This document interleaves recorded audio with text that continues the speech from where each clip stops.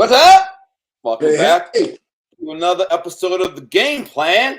This is your host, Gunnar Lindblom, and my handsome co-host, Larry Mazza, the handsome, charming, and super brilliant sports handicapper, Larry Mazza, who's got a big beaming smile on his face. His hair looks great. Been in the sun. Don't jinx me. Well, let me address that right off the bat because I know I have some commentators about my. Of course. I was out in the sun for 2 days running and riding my bike because I got to make sure I'm in shape for the show. And I'm using extra gel this way. Right. I don't get wrinkles. Now, do you think is that something you learned in prison? Because when I was in prison, I did that. Like if I was going to be in the sun a lot, of baby oil and cocoa butter. No, basically, I don't want wrinkles. I've been coming down to Florida for a long time, and back in the '80s, I knew I'd be in the sun a lot, so I started back then. You know. Yeah. It was vitamin E, a lot of vitamin E. Now they have other things too that are even better. You know, and they're not only moisturizers; they're just, I guess, they're enrichers and they're vitamins and stuff. Yeah. Listen, I'm laughing because I'm like, I'm not homoerotic in any way or shape or form. I'm not gay. I don't mean, but you're a handsome mother effer, Larry. I'm just saying, the hair, the look. I mean, damn, you got the New York swag. Yeah, if I was to redo myself, I'd come back as you, like handsome wise. That's very flattering.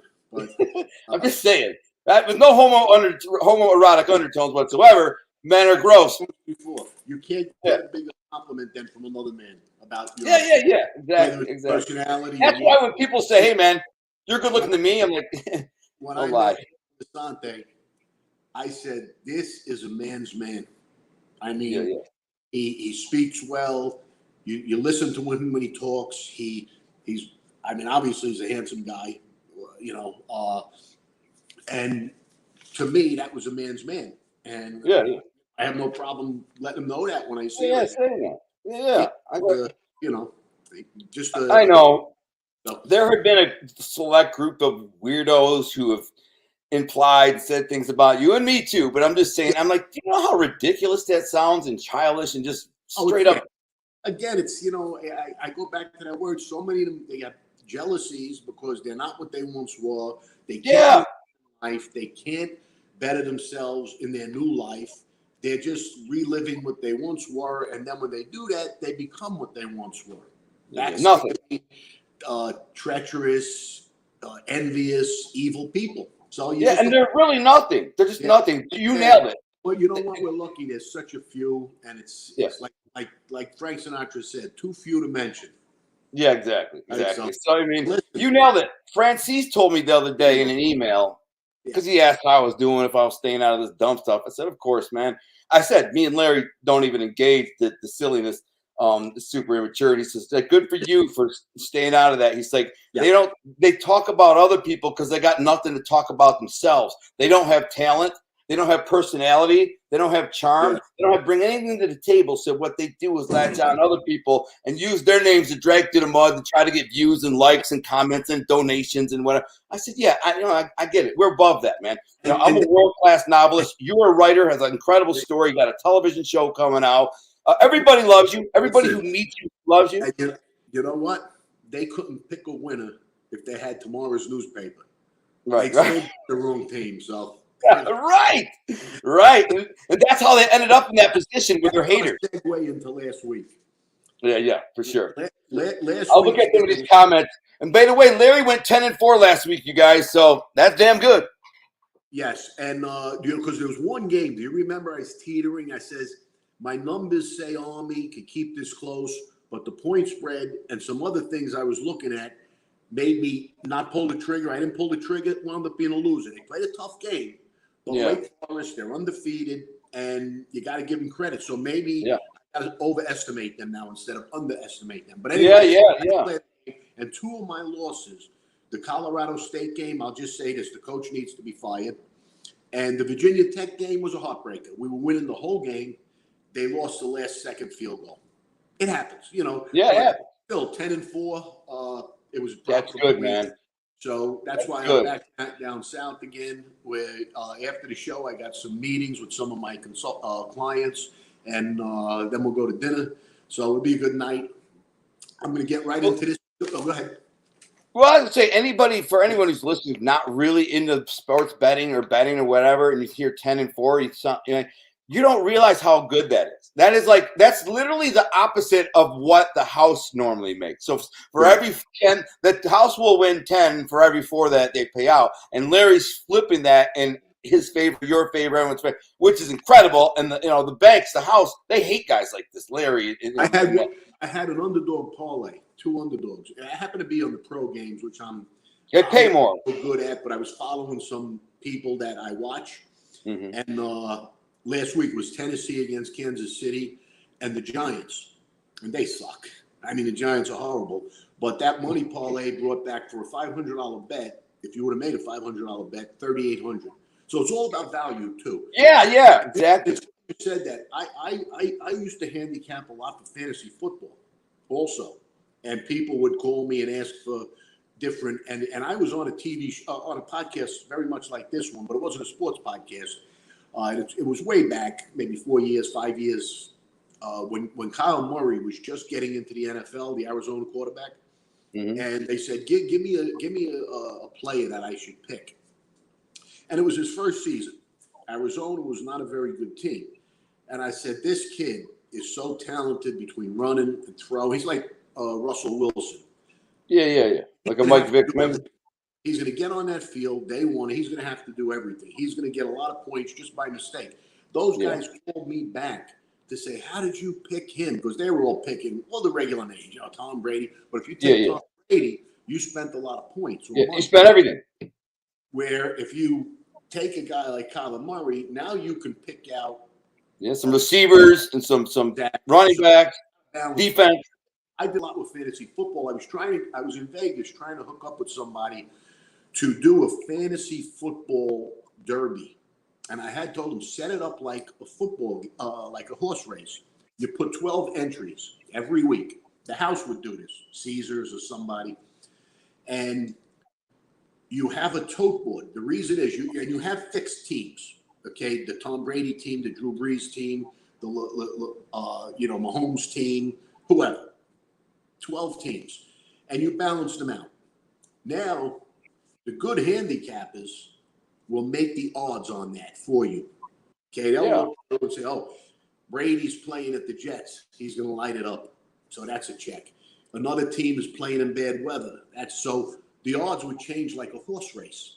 Yeah, up and down all the time. You set it up where you could bet a team to win place and show exactas, triples. And I had somebody's ear, but it was such a big undertaking. They would have actually had to put up a tote board with pari-mutuel capability. Yeah, data. It comes in, it could move. Yeah. They didn't do it, but I think they regret it because it becomes. Oh, man. Fantasy football has become so big. Huge. That, all you need is a small piece of it. There's pools. People have pools and make money every year. Yeah. That's what FanDuel became.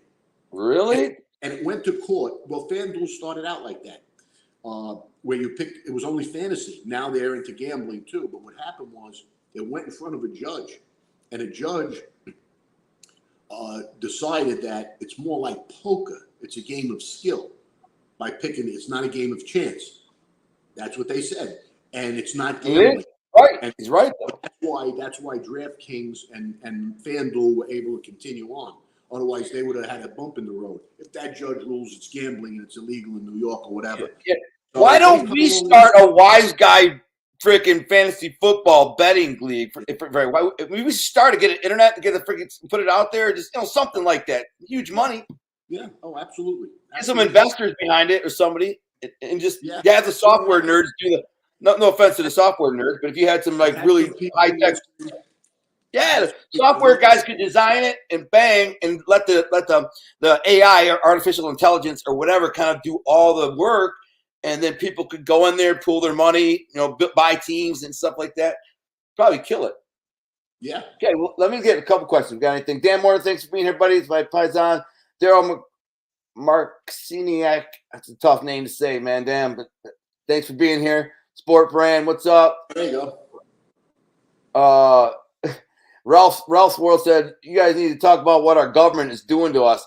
Oh, me and Larry has talked a lot about what the government's doing to us. Tell Ralph, we talk about that a lot. We've done it, but, you know, we're beating a dead horse. Dead horse.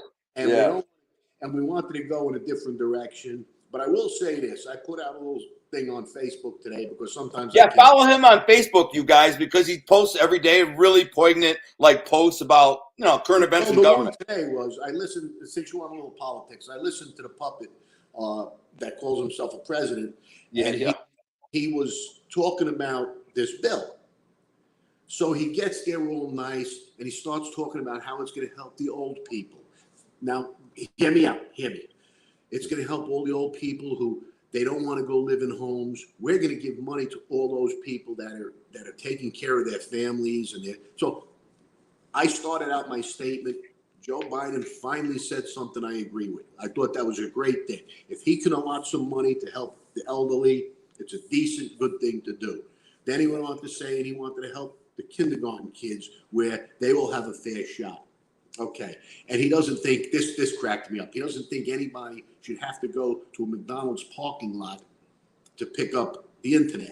Wi-Fi. Yeah. I don't know one person in my life that does that. In my whole life. Okay. So I don't believe that's the case. If they're that, they could take some of the 600 he's given them and get internet. Yeah, get internet. Really, it's $15 a month. Well, those people who are doing that, they have iPhones, they have Jordans on, they got Fila. Listen, I'm not going in that direction. So I said that, but I says, here's my problem. He's not addressing the other things in that bill, like the $300 million for a library that Pelosi's husband's going to build. He didn't bring up the $1 billion he wants to send overseas to help pay for abortions. He didn't bring up the oil and the inflation. And then he brings up the tragedy in his life again. Okay, we know he lost his kids. It's horrible. And I, even for him, I feel bad. That's a terrible thing. I never want to hear something like that. But we just lost soldiers in Afghanistan. Bring that up. Okay, we have people. A lot of them. Order every day. Bring that up. So he wants to touch these bleeding hearts about, and again, I agree with the first two things. I even agree with this. I agree all buses should be electric and all trains should be electric. Yeah. But he's not going to make his private jet electric. It ain't going to work. No. Well, so the whole thing about the $100 billion. Let me finish this. So when he leans over and he says, my jet will not fly on electricity. Pay your fair share. So I could keep flying with fuel. Right. I mean, So anyway, he started it out very nicely. I said, "Oh, look at this! I could have," but he left out all the stuff that the Republicans, of course, that aren't zombies, that are alive and thinking and see, the big picture. Like I have a gym member, okay, hated Trump. And that's the reason she voted the other way. She admitted it openly. I could never vote for him. She came in and said, I regret voting for that loser. So what he is doing to us, and she said, and she told me this, it's a great point. He says he's not taxing us, but I just paid $16 for chicken cutlets, right? Yeah. And the tax on that, on $16, is a lot more than it was when the chicken cutlets was $5. So we're going to be taxed. Well, the other thing is, Larry, you nailed it. So the bill. Yeah, go ahead. I'm sorry. The bills that it's such a shakedown and it's such a joke. Like you said, they get up there, the Democrats get up there, and they're like the bleeding hearts. They're going to help everybody, so like we have this $1 trillion bill, and it's to help build infrastructure and this and that, and this is what we're doing with it.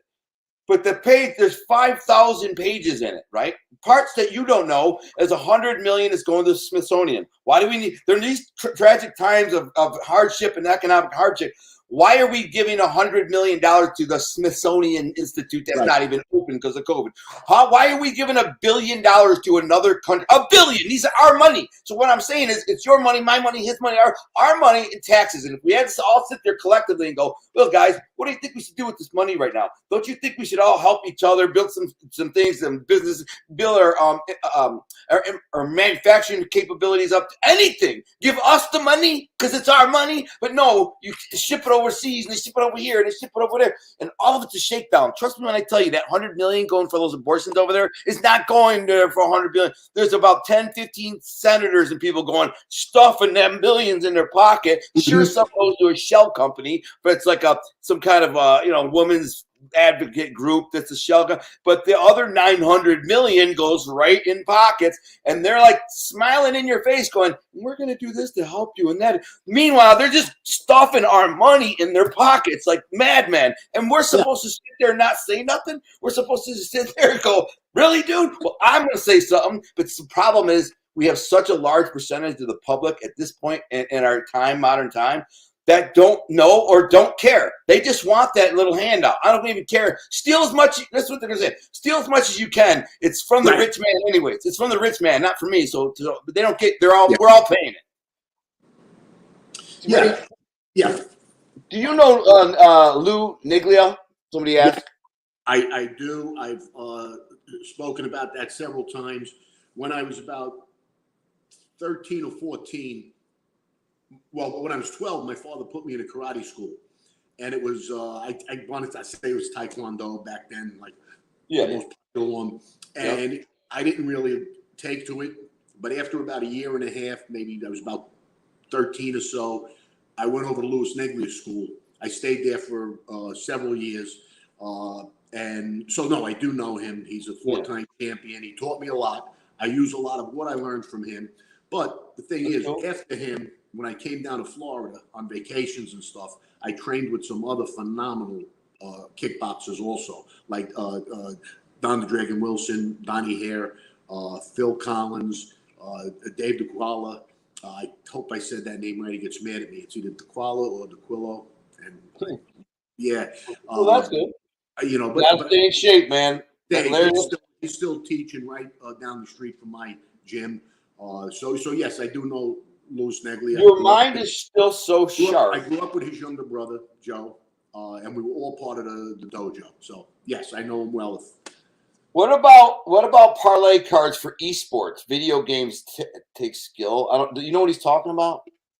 Yeah. I never played them. I know what you're talking about, those esports. They do take skill, but I think a parlay card is a point spread, and that's going towards gambling. So I don't know that. I'm not sure. Yeah. I'm not really sure what the esports are. Yeah, I'm wondering if they have like video games that have like you can bet on people playing the games because they watch the trends and the handicap the guys playing. I think he's neat. When are the Lions going to win? Somebody asked. Yeah, never, bro. They're jinxed. But hey, look at this. Look at this guy here. Larry, you recognize that guy? Hello from Connecticut, Jimbo. I don't know who. Jimbo Frapp. Maybe it's Jimbo Frapp. You never know. Jimbo, long time no see, man. Where were you been hiding? What rock you crawl out from under, bro? Been a while. Hope you're well. Anyway, so let's see. Larry, here's a great one. Larry is a class act. I won't be Larry. I want to be Larry when I grow up. Yeah, me too. We all do. Oh, wow. Tell him that's a fantastic compliment. You can hear it. They can hear you. Francis today is co-signing with distinguished gentleman Victor Arena's lawyer calling for his release. Oh, yeah. Did you hear anything about that? Anything on the game tonight? Come and tell me, please. Jesus Christ. What happened? No, I'm trying to do two things at once, and I can't get any help. But, all right. Yeah. So, what about tonight's game? All right. Let's get into these games. The pro game we'll start with. They've got everybody knows that the wide receiver, the star for Green Bay, is out. So the line took a hike from probably 3.5 or 4 all the way up to 6.5, 7. I think that's too much personally. And following some sharpshooters, it looks to me like Green Bay's a solid bet at +7. +7. But again, I don't really handicap the pros. I watch what's going on. I saw that, like I just said, the all-star receiver for Green Bay is out, but they got plenty of weapons. They got Aaron Rodgers. So I don't, and typically when a star player goes out, the first game or two, I hate this term, but the rest of the team steps it up a bit. Yeah. They should always step it up. That's why I hate that term. They're pros. They should always step it up and be their best. Yeah. But sometimes it happens, human nature. So it happens. It's human, yeah. Right. They'll play a little harder. But if this guy's out for any stretch, it's going to hurt Green Bay. So anyway, 7 points to me is a lot. I know Arizona's undefeated. That's another thing. So they'll probably be, almost a target until they lose a game. When you're undefeated, they're gunning for you, or when you won the Super Bowl. So Tampa's always, of course, so. But there's a college game tonight. And last week, if you remember, I gave you a college game before it started. It was a winner. East Carolina is about 9.5 points tonight. And I think they're a strong play. They're playing. You going to bet them? It's already done. Yeah. I'm already. Your boy Glenn's on here, by the way. What's that? Glenn is on here. That's Glenn, right? Your buddy Glenn. Yeah. Glenn. Here. Going to talk paleo family separate on the Trump. Yeah. 450K. Oh my God, that can't be true. But I believe it. If it happens, I wouldn't be surprised. It's so ridiculous. It's his true. Administration. Glenn doesn't put out nonsense. He's straight shooter. Glenn right there is very well read. He goes in and he checks records before he researches before he puts something out. So if that's the case, that's probably in the bill too, and that's something AOC would want. Of course, AOC wants. Of course. Yeah, it's a shakedown. Somebody's going to get that money. What about Houston in 6, Larry? Houston in 6. Well, that's definitely a good pick. I think it'll go 6 or 7. I said that at the beginning. I said it's not going to be a fast one. It's not going to be a runaway. We did have Atlanta first game. And the second game, our main play was push. We pushed on the total. But I could go for that, especially that they just lost a pitcher, Atlanta. They lost one of their star pitchers. That's big. That levels the playing field because they had much better pitching, Atlanta. Now they don't. And Houston just beat their ace, Freed. That's definitely a fair bet. I tend to go to conspiracy things a lot. And, Atlanta was banned from the All-Star game. So I'm trying to figure now that they have the World Series there. Yeah. Are they jinxed or not? Are they going to win it and make Atlanta all giddy, or are they going to get screwed? So I'm hoping they get screwed because he said, "I'm giddy." Although I bet them the first, that shows you I don't really care. I go by what I think is going to happen. But now, listen, tell them that's definitely it's not a it's bad in the bet. ballpark. Yeah, I think it's a good play. Yeah.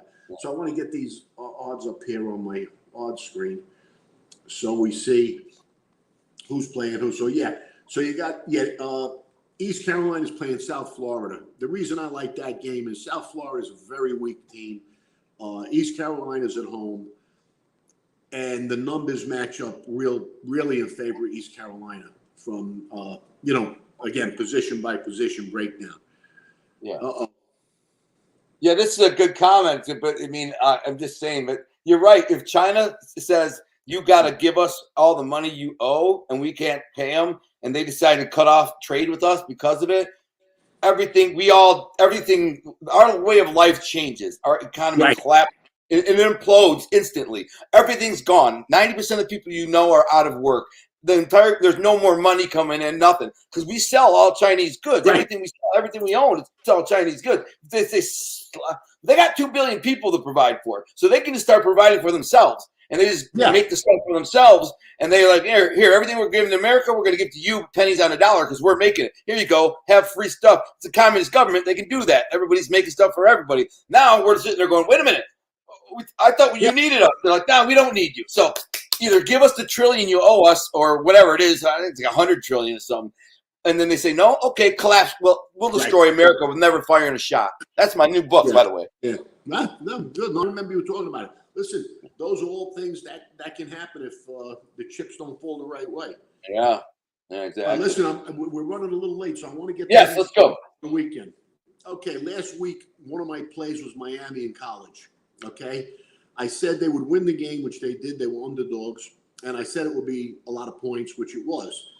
And the reason is my figures early on in the season, I had Miami as a talented offensive team, young, and they would get better and better.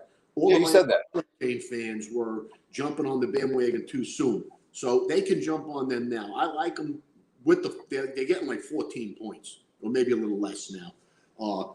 But I put a real small play on the money line, and I took over again. I think that's a trend that, until the line maker catches up, is going to be a good one. Another good underdog is Vanderbilt. Let me get my paper out here so I know exactly who they're playing while we're going through this. That's game 182. Vandy, there we go. They're playing Missouri, and it's in Vanderbilt. The numbers show both teams can score a little bit, so it's not going to be an easy cover. What is the point? What's the cover? Missouri's like a 17-point favorite. It's just I don't see. A lot, man. Yeah, they got to that's a bunch of times they got to score without an answer. Okay, then you go down to Washington. Washington in college is another good one. That's game 212. They're playing Stanford. Stanford's getting some respect because they played Oregon real tough. Actually, they beat Oregon, which wasn't good for me. And it was a heartbreaking loss. Oregon had the game won. And it took like 3 overtimes for me to lose it. But that's what happens in gambling. But I think Washington is definitely a live underdog. It's not a lot. They're only a dog by like 3 points. But you take the 3 points and definitely the money line. I think that's a real good one. I'm going to pass on this Arizona. I got them written down, but I didn't pull the trigger yet. They're a 24.5-point underdog. And they're playing USC. I think that's why, because I haven't been right on USC. There's something off with that. This one I like. I like California, game 162. They're playing Oregon State. I got them about a 2-touchdown favorite, about 14. They are. What's the line say? Oregon State is favored by 1. I don't get it. I don't know. You got a favored by 14? Yeah. So to me, that's a money line. That's a bet. It's a money line bet. Just take a little value there. I lost on BC last week. It wasn't as bad a loss as people think because I took 7.5. They lost by 14, and they had a chance to score late. Again, they didn't. It was one of my losers. I'm going to take another shot with them. I still think they're better than the line makers give them credit. They're about an 8-point underdog. I also took the money line. Boston College is playing Syracuse. And Syracuse at home? They're playing in Syracuse, but Syracuse came off a big, tough game, a heartbreaking loss to Clemson. Then they went to Virginia Tech, and that was they beat my Virginia Tech in the last seconds. Those are 2 tough games. I think the level, the intensity level, may drop just enough that Boston. What's the spread in that game? Syracuse is about 6. So I mean, that's a tough freaking game, man. Early on, I got a little bit more early in the week, so I think they're solid. This Tulsa is another team that I've been right on week after week, and for some reason, the line maker isn't giving them respect. They're playing Navy. Navy has nothing. They used to be a great option team. They can't even do that right anymore. They just don't have the talent. They got Tulsa 10.5. I got them 24. So I like Tulsa. I got a bunch more, so we got to keep running through these. Here's another team, Buffalo, that I've been on a lot, and same thing. I don't understand. The line maker has them 13. They're playing Bowling Green, who you heard me say they are probably one of the top 3 worst teams in college football. They have no talent. You say that every week. Every week.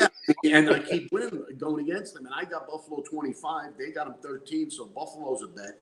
Oh, dude, they only got them 13? Yeah. I'll freaking jump on them again. Good thing. Here's a good one. The Penn State game. Last week, Penn State went to 8 overtimes. That may be a record, okay? Their defense is probably still going to be tired. Oh, yeah. Seriously. That's like playing 2 games. It's like playing 2 games, man. I'm going with the over on that game, and some wise guys went the same way. So aside from what is the over? 58.5.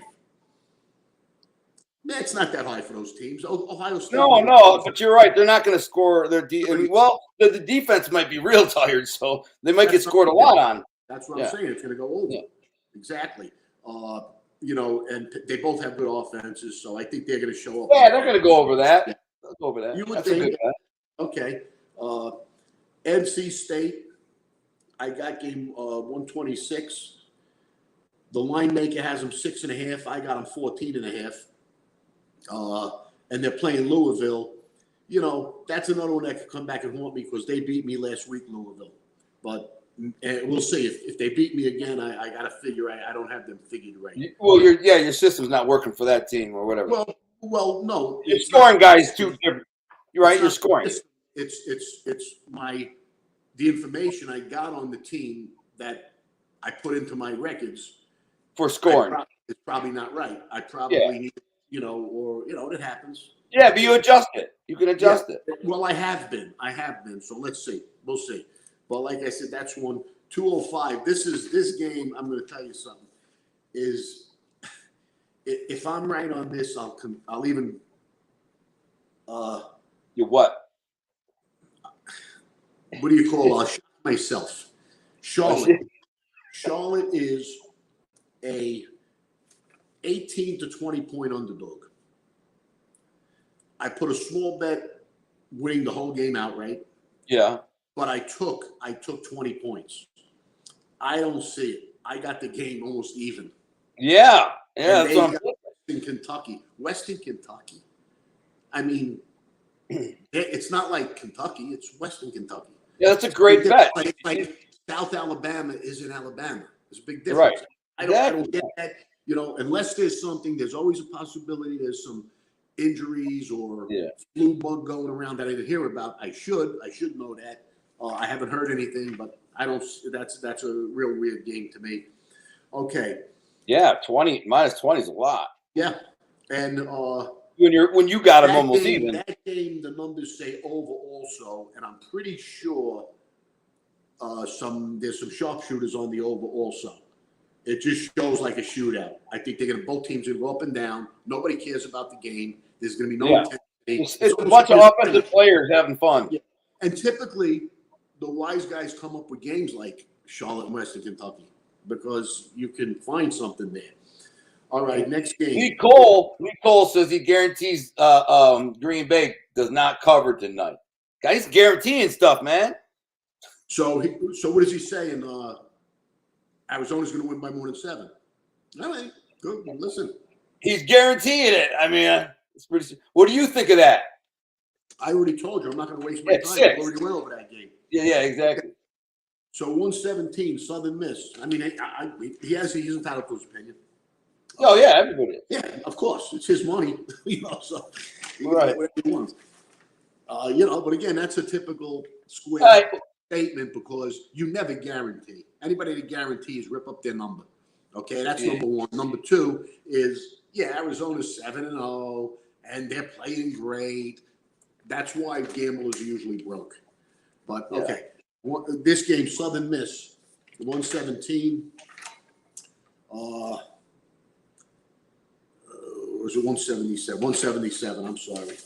This one is okay. They're playing. Yeah, I've got Middle Tennessee, who they're playing, only favored by about a field goal, and they're getting 14 points. Southern Miss. Again, it's like the numbers don't say that, and it's definitely this is another shootout, another one of those weak, no intensity games that is just. I see them going up and down the field. The over is even better than Southern. What's the over? 46. I don't know why they think. Yeah, that's good. They're going to beat that. Like you said, an offensive shootout. Defense is going to be sleeping. All right, here's another good one. TCU against Kansas State.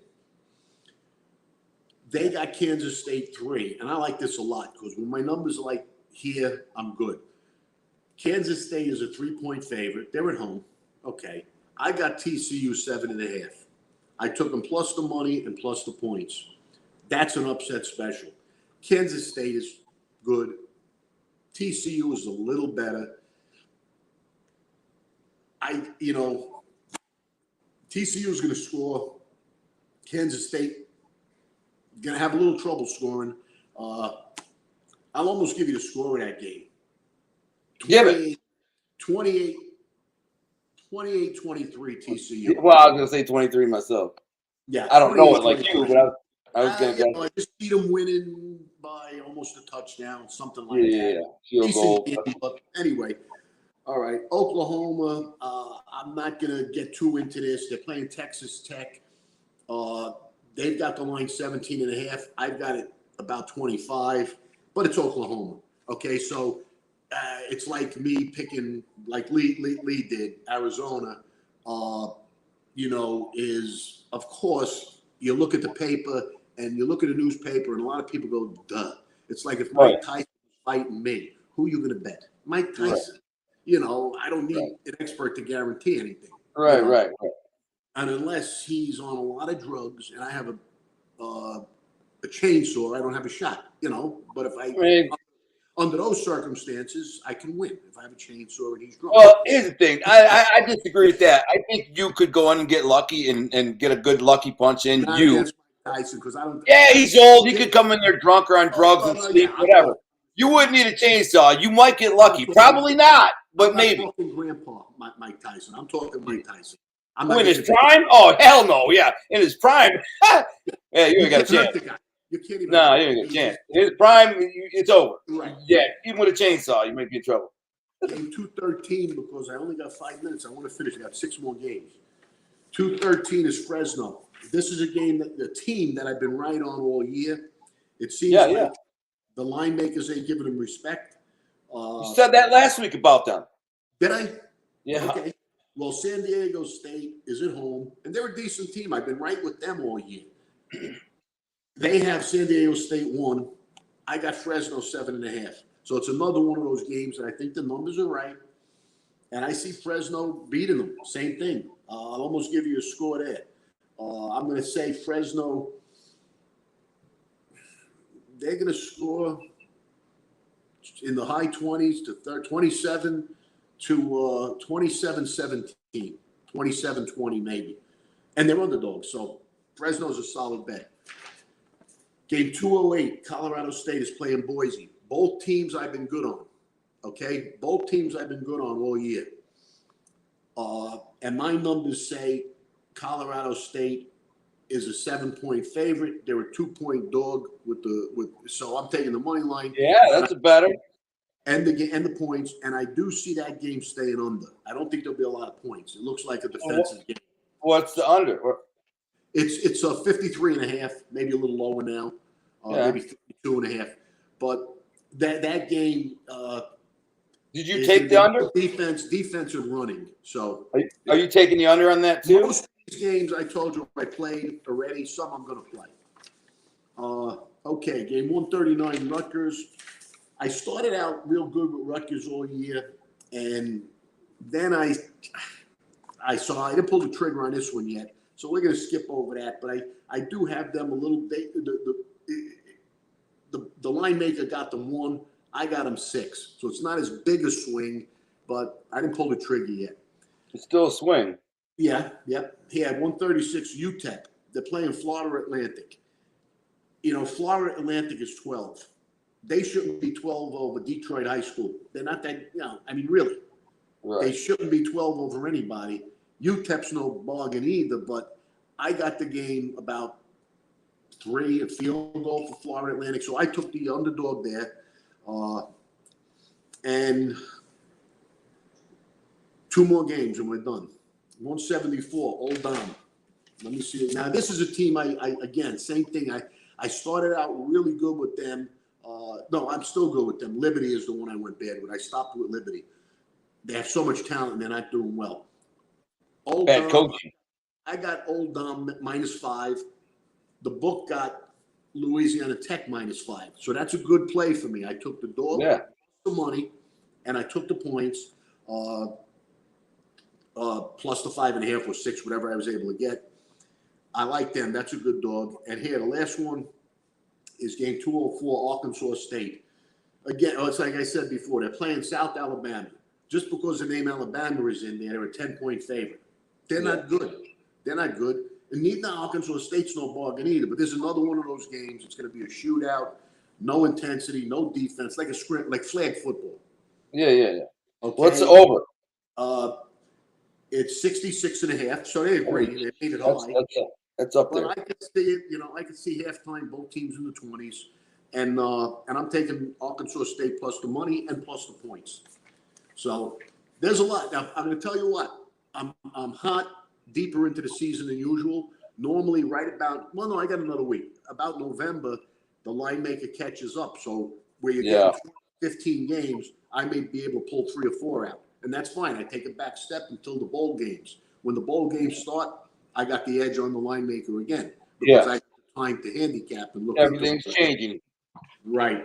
And also the Meadowlands open, so I'm going to start with the horses again too. Next week.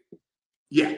I think they started this weekend, but I didn't get a chance to look. I was too busy. Yeah. So, dude, you did an incredible job. That's a lot of games you did for us, man. That's like 12 games. And I'll probably play around looking at the horses Friday night and Saturday. Definitely Saturday when I'm home watching the games. But so I'll start putting horses out there again too. Tell everybody. Well, I could tell them. I thank them so much for tuning in. I hope they have a legal place to bet, and they could use this information to make themselves better than they were at gambling. Yeah. And not a to their advantage. Exactly. Level the playing field. That's all. Mm-hmm. I'm not guaranteeing any games. If I did that, rip up my number and don't watch my show. But or our show. I take that back. But watch the games I give you every week, and you could just see for yourself. There's something to it. And I'm telling you, it's going to end in the next couple of weeks because the line maker. Yeah, the computers all catch up. Here's the reason I say that. I have 4 days to handicap. Monday, Tuesday, Wednesday. The line maker has to put the line out in Vegas on Sunday for next Saturday's games and Monday. Right. Okay, he's got to put these lines out real quick. So that's why he made South Alabama 10, and I see this, or he made But now the good teams, the Alabamas and the Oklahomas, he's going to be closer. He's going to be right. He knows a couple of touchdowns better or whatever. So, all right. All right, man. Well done, everybody. Thanks, Larry. You know that. I know you got to go, brother. Thanks for tuning in. Thanks for jumping on here and sharing this knowledge. I'll have a little chat, answer some questions, and we'll be on our way. And just so you know, Matt's got a guy that gave us 4 winners in the MMA. So I don't know much about that, but you should touch base with him. You got his number. Yeah, I know Matt. I'll give him a call. I'll have him on for a segment. Yeah, and he could come on at least for the last 15 minutes until I'm back. Where I have more time. And that's I know perfect. he'd be happy to do it. And he's good. They're good with those MMAs, and people might play. I don't that much. I'd rather get a good boxing match. But all right. All right, man. God bless. Call me if you need me, brother. I will. Absolutely. Have a good week. Bye. You too. Thank you.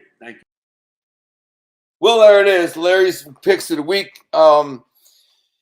Always gems. The thing is, like he said, if you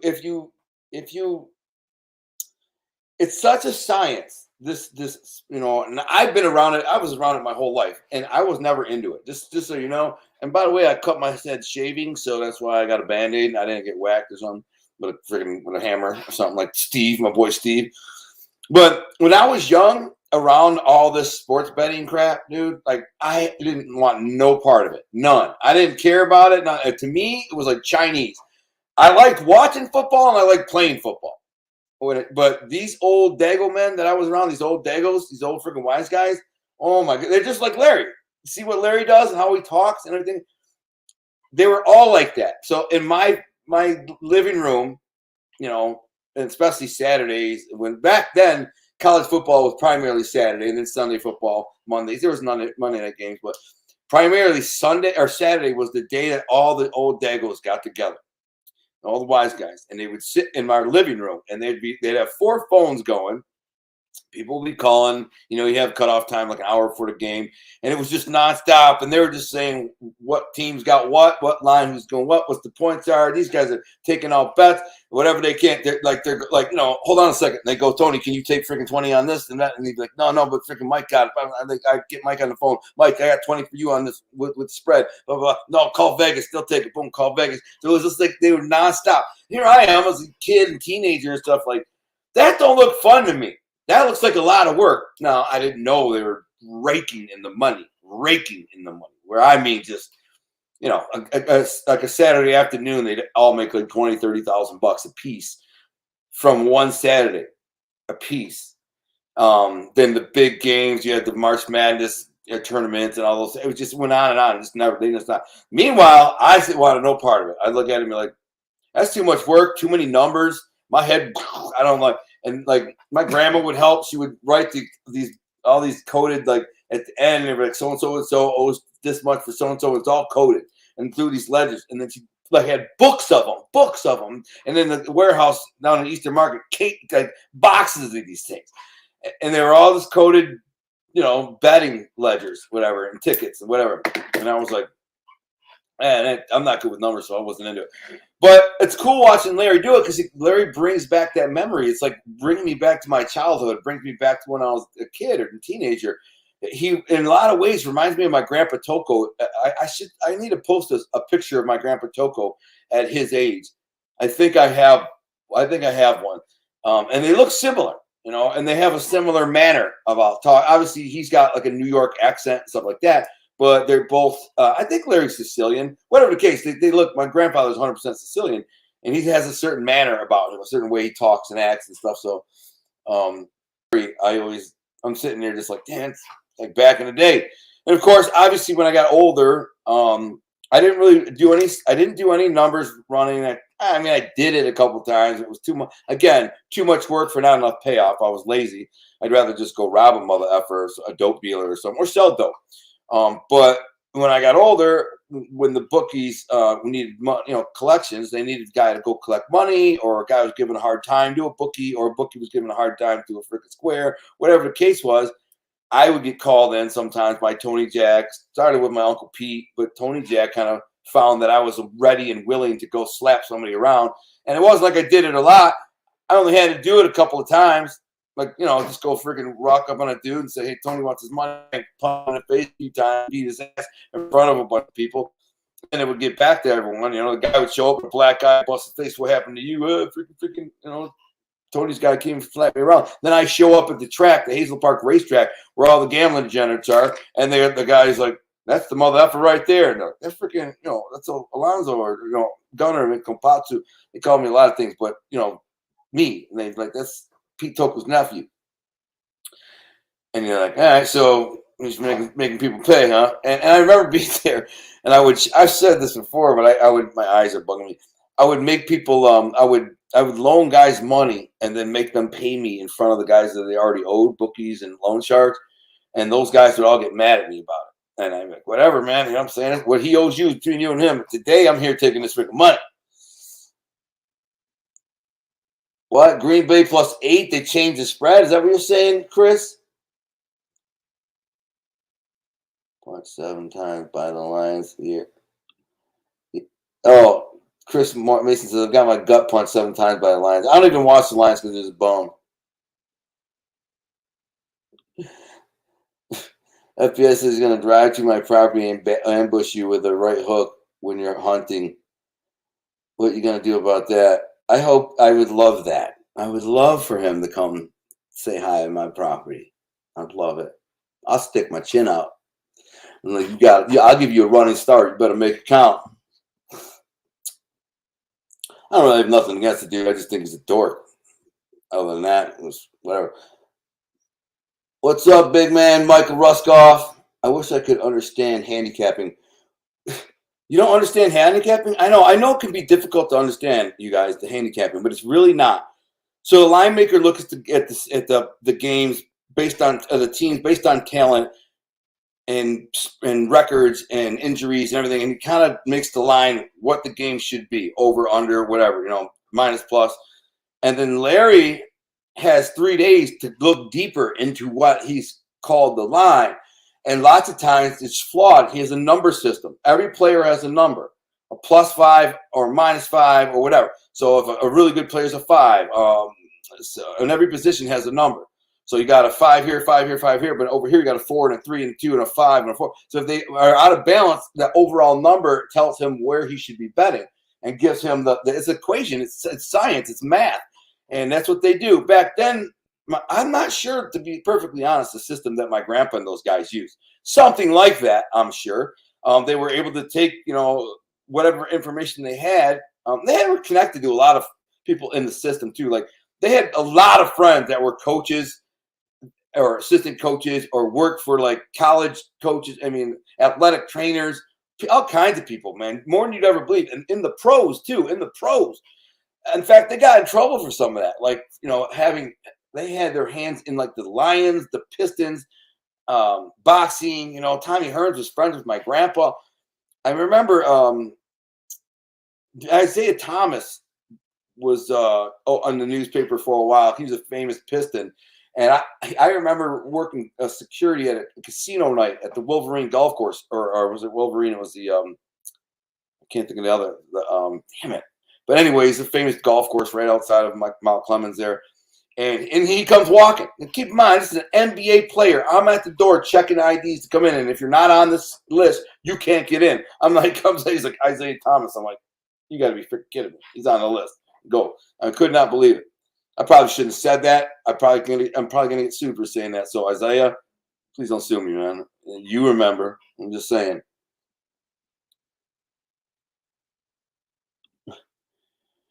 Vinny, Vikings fan 99. He said, Gunner, do you think anyone on YouTube could take you? I say not. I don't know. I don't know who's on YouTube. I mean, if you're talking about the mob fandom or a mob thing, no. Larry would have the best chance probably, but I think I could overpower him too and demolish him because he's older. He's a little bit older, and I'm a lot bigger. But I have a new intro to my new shows. I got a new intro thing for my shows. So my next show, I'll have that, and it's pretty cool. There's like all these different on Fox News and stuff, and it's just kind of something different, something new. But there's a picture of me flexing, and you got to see how big I am. And I'm not for sure. But I don't know, man. Anyone can help anybody. I'm just saying, I fight very, very aggressively. You've probably never seen anyone. If you want to see how I fight, I'm just saying, go back to like Mike Tyson when he was 19 years old, when he was very, very angry and very mean and just wanted to eat people alive and kill them. And as soon as he ran in the ring, you see how he reacted. That's kind of how I approach fighting. If I use extreme aggression and power, it just usually overpowers and overwhelms everybody. It's absolute extreme aggression and power. And so it makes people, it freezes them up for a second. They're just like, they go in there confident or like they're going to fight. And then all of a sudden, and they're like, damn, this dude's serious, man. He's going to kill me. And in that split second of, I get you, man.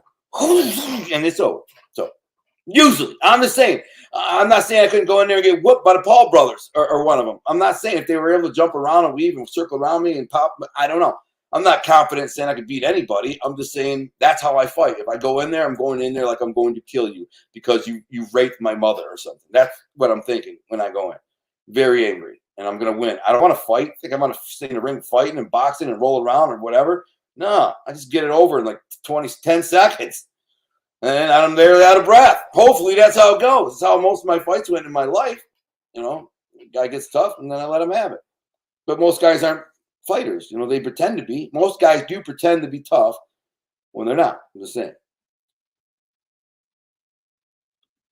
I'm not always talking about beating somebody's ass. He asked me. The kid did it. I'm not. He asked me. I'm not talking about beating. I don't want to beat nobody's ass. Only person I ask that I would like to beat is like one of these trolls or one of these trash talking gumps. And I said this before and I'll say it again. if I get pushed to that limit, I know my wife's listening. She'd be, she's heard me say this, and I know she doesn't address it. She doesn't say anything to me, my wife, when she hears me say this, which I know what she's thinking. She's very upset and doesn't want to hear it.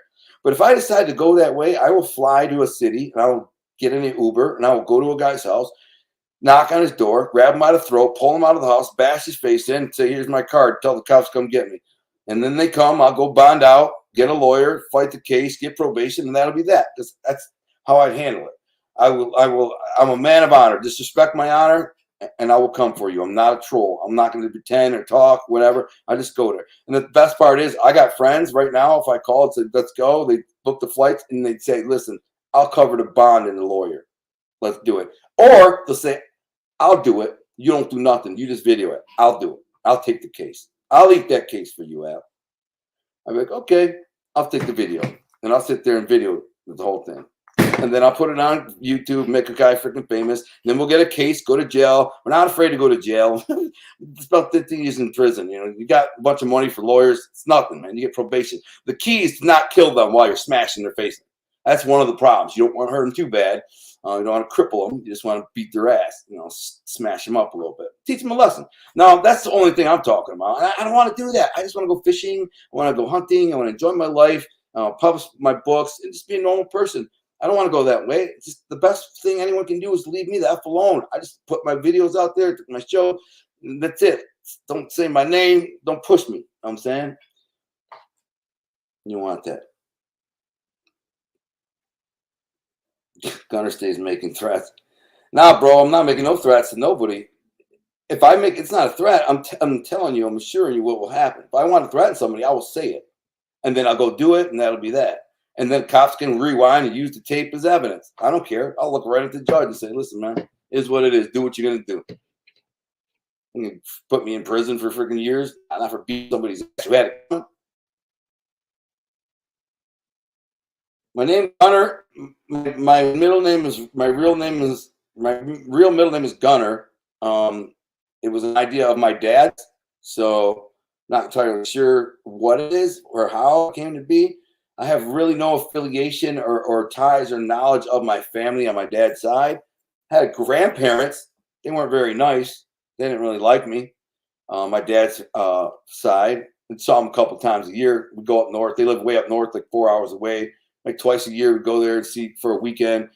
My dad has a sister who was a model, my Aunt Mary Jo. I haven't seen her since I was 19, so it'd be 30 years. She don't talk to me, so I don't even know. But anyways, that's my real middle name, Gunner. So thank you, Aaron, for the super chat. Appreciate you, bro. He's always donating and always, supporting my channel. God bless you.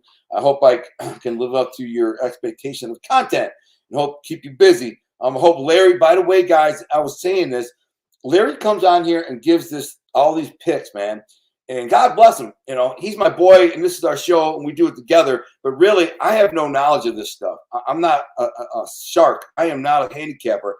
Back in the day when I was really into football, I could tell you NFL. I could handicap NFL pretty good. Because I remember I tried to play fantasy football one time when I was in Carson City prison.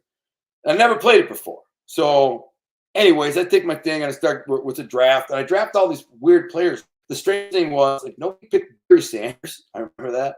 And no, that was a different time. That was when I was at the county jails. Sorry. But I remember, and I'm like, guys, like, I got around, I'm like the third pick, and like, they didn't pick Barry Sanders. I'm like, you guys got to be idiots. Who was the other one they didn't pick? Like John Elway or something. But anyways, I remember picking my picks and making these teams, and a lot of people thought they were like, "This is a crazy ass picks you got going." I won the whole prison compound, fantasy football. 1 year I played it. It was like $100 prize. Everybody pitched in. It's like you put in like $3, and like couple hundred guys put it in, and every week they posted at the gym. And I won it because I was handicapping a little bit. But other than that, I'm not a handicapper. I don't follow stuff or know. But what I will say is, Larry is giving you information that you can use to your advantage. You can leverage. Here's a guy who puts in probably 50 hours a week in handicapping research and time, then comes on here for free, you guys, and tells you his picks. Now, in any other circumstance, Larry, somebody of his caliber, a handicapper of his caliber, especially one with his name, reputation, backstory, all that, would come on and be like, listen, you tune into my show every week. It's $5.99. I'll give you the picks of the week, yada, yada, yada. And maybe someday we get to that and we sell out, and then we do that. We get on the streaming network, and it's $5.99 to watch the game plan every week with Gunnar and Larry. You get these picks for $5.99, but you get these picks and you go bet on them. You bet $1,000 on them, and you walk away with freaking $3,000. You know what I'm saying?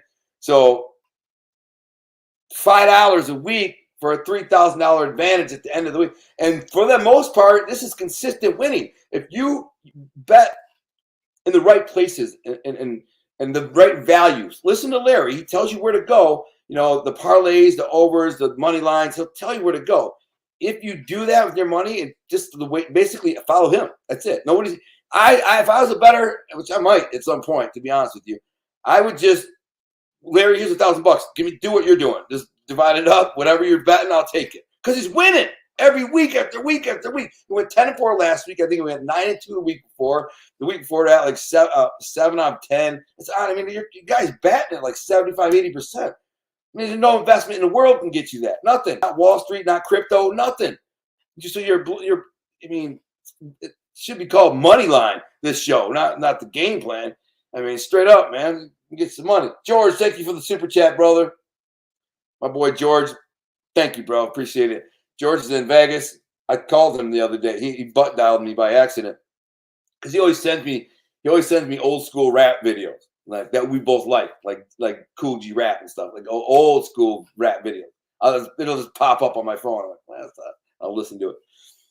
And anyway, somehow he butt dialed me, and I missed it. I called him. I'm like, what's up? FaceTime. Oh, what's up, bro? He's like, dude, did I FaceTime? I said, yeah. Anyways, we ended up sitting there kicking it for like half an hour on the phone. I was eating. I just got done doing a show or something. I'm like, whatever, bro. I'm kicking with you, man. And dude, I gotta be honest. Like, I am incredibly busy. Incredibly busy. Like I was working on my book. I got an hour's worth of work on my book done tonight, and that's all I got today. And I was juggling guests for my radio show, juggling sponsors for my radio show, juggling recording guests for my YouTube show, trying to build my Instagram back up. And by the way, everybody who's still listening, please do two things for me right now. First, smash the like button, okay? Hit the friggin' like button. Okay, hiccups. Also, follow me on Instagram because the Mud Hut Nigerians, that's why, by the way, I've been kicked off of Facebook for the last 30 days because I called them Mud Hut Africans, which they are, stole my Instagram account. So I got my Instagram account stolen and Facebook blocked me for calling them on it. So anyways, I started a new Instagram page. It's called The Real Gunner Detroit, but there's an underscore between every letter. So it's the underscore real. I had to do that. It used to be Gunner Detroit. I'm still trying to fight to get it back. And listen how stupid this is. I filed a claim because these scumbags are using my videos and pictures to post in the stories on my other page to try to get people to like comment or whatever, and then they'll reach out and message them and say, "Hey, listen, I'm in big trouble right now. I need money real quick. I need $500 real quick." And they have a video that says, "It's really me, Gunnar Lindblom." Because I thought it was when I was doing this with them originally when they scammed me. I thought it was Instagram security or something. They were like, "Yeah, you need to get verified. People have been counterfeiting your account. You need to get the blue dot and verified. You're a public figure." I'm like, "Yeah, okay. What do I got to do?" And they're telling me what I do. Give them the user thing. Give them the this thing. And they're like, make a video that says, "This is really Gunnar Lindblom." I said, "Okay, I did all that. I'm stupid." My wife warned me too. Warned me. What the frick? I'm like, "Nah, this is legit." Look at that idiot. Oh, geez. So, anyways, I had to start a new account. But when I sent them, listen to this, how funny this is. So finally, they messaged me back and say, "Listen, send us a copy of you holding your legal ID that is tied to the account." So I did that. I took the picture of me. I'm not looking happy, but I'm like, well, here I am. I sent it to them. They give me an auto response back last day. Said, "Sorry, we cannot complete your claim to this thing based on the fact that you will not send the right ID." I'm like, what the frick are you talking about? This is my freaking legal driver's license with me in it, mother effers. I have a friend of mine who's an attorney, a really big shot attorney. In fact, he's been on this show. His name's Neil Rockheim. After that, I got that email. I sent it to Neil. I said, how would you like to get thrust into the national limelight and battle Instagram and say, see how they are allowing hackers and thieves to steal intellectual property from their own users and use it to try and scam people without doing anything about it. I said, well, you want to take that case? He loves like the big cases, man. He loves the big freaking, he's like the biggest big shot lawyer in Michigan. Neil Rockheim, look him up. They call him the Rockweiler. I sent him that email. Then I sent the same email to Eric Shawn, my friend Eric Shawn from Fox Nation, who I've been on Fox Nation with Eric Shawn's office special stuff. We're boys. We talk all the time, not all the time, but I mean, back we always stay in contact. A text here and an email there, and he's a great dude. I sent him some gear. He's a really good dude, man. In fact, in my book, I based a character on him, and I sent him the same thing. I'm like, you want to have a great expose on this bullcrap Instagram is doing, allowing scams and thieves and scumbags to steal with all the fake accounts, the big page accounts that are YouTube with the clickbait and the click farms. And the guy's got 500,000 subscribers, and every post has got 97,000 likes, not one comment. Go figure, because they're a click farm, And I said it's all a scam, but Instagram allows it to happen because it bolsters their imprint on the social network, social media. The more people, more likes, more engagements, more interactions, makes it look like there's more value to Instagram. So when people come there to advertise on Instagram provides them with analytics that says, look at how many people here. Look how many likes in that particular genre or realm or subject matter or whatever that you're trying to advertise in. You see that? Look at that, millions and millions. But really, it's not millions. It's just millions of fake everything. Fake likes, fake engagements, fake everything. They don't do nothing about it because they're scamming everybody who tries to like market or advertise on Instagram. Facebook does it too. They're both the same company. It's basically one big scam. And so I said, Eric Shawn, would you like to have a freaking, do a national feature? Here you go. I wrote it for you. I wrote it all out. Bang. Here you go. So we'll see how that goes out. You never know. Yeah, I know, John Doe. I can't believe I fell for it too. I mean, what are you going to do? Here's the thing, John Doe. Here's the thing. After I left prison, man, I thought I was leaving the scumbags of the world behind. I thought I was just saying, okay, scumbags, you're done. I left them in the streets before I went to prison. Then I said, I'm leaving scumbags behind in prison. I'm going to go out in the world. Everyone's going to be normal. Everyone's going to be nice. Everyone's going to be honest. Everyone's going to be, trustworthy, honorable, whatever. But they're not. There's tons of freaking scams out there. And freaking Glenn says, thanks for the shout out. Shout out, Glenn. He just texted me. But, so, yeah, I just assumed this was legit, like, whatever. And I fell for okie dokes before, man. I've been okie doked a couple times now, bro. I won't even tell you about the $500,000 that freaking a woman was buying a quarter of Art Thing Apparel and 25% of all 9 of my novels for $500,000. She wired the money to me, and I contacted the real Bank of Australia, and they confirmed the money was en route. It could take up to 2 days or whatever. 3 days go by, I got no money. My wife quit her freaking $100,000 a year job. My wife with benefits and insurance, which I needed because of my headaches. I was getting pills, not those kind of pills, like freaking Gamma Pet and stuff. And anyways, the money never came, and the woman's partner had stopped the transaction. So she sent it again, and the woman's partner stopped the transaction a second time and stole $3 million from her and disappeared. I was just like, what the F, man? I was so close right there, $500,000. I was like, I'd be able to take that money and invest it in Art Thing Apparel and marketing. By the way, I'm going after some brand ambassadors, rappers. We're brand ambassadors. I'm starting with some Detroit-based rappers, some big ones, and we got 400,000 or 500,000 followers on Instagram and stuff. And I'm gonna freaking be like, I'm gonna lace them up in Art Thing, like, yo, get your gangster on, man. Make a song about it. I'll slap them, and we'll make money. I'm gonna give them a percentage, stuff like that, of sales that come in with their promo code. And plus, pay them cash up front. Probably pay them $10,000 up front, and then they got a Twitter and tweet. Yeah, that's how the game goes. And get it in the street. I know what the frick. Nah, scumbags are worse than the suits and ties. Yeah, that's true too. John Doe, stop busting my balls, bro. I mean, Gunner is a mark to the Nigerians. He he lose your volunteer. I can't believe I volunteered my information too. I mean, I'll let you bust. See, that's the thing. When I deserve to have my balls busted about something, you know what it is. I should have my balls busted about this. I'm afraid I was an idiot. You know what I'm saying? Giving up this idiot. But I lost my Instagram page, which is where I'm getting at, everybody. So there's 33 people there. Go to my Instagram page right now and then come back. Like the Real Gunner Detroit. Real_Gunner_Detroit. I'm helping me build my page back up. I had 4,000 organic followers. 4,000. You know, I was following like 2,000 people. I don't even know who they are. I just follow them. I mean, I don't really pay that much attention. But I had 4,000 organic followers, and I could make a post and get, 50, 60 likes or a couple, 300, 400 views, and something. Now I'm starting over with a freaking brand new Instagram. By the way, I posted that thing today that I made the intro. Which is dope, I like to think. Can you see it? I mean, can we hear it? Why can't I hear it?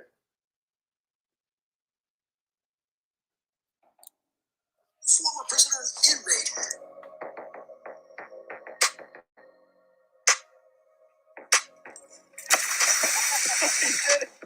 What are you doing, Gun? My grandpa.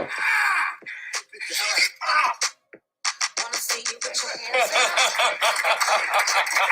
Going straight to the sky. Let me see you put your hands Tony up. Jack.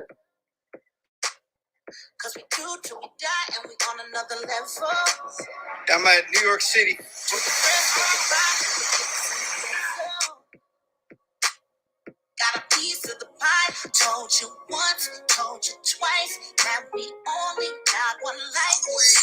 Success after prison. He's gonna share his story with us right now. Time and shine. It's my new intro for my shows. It's on Instagram. Check it out. Hope you check it out.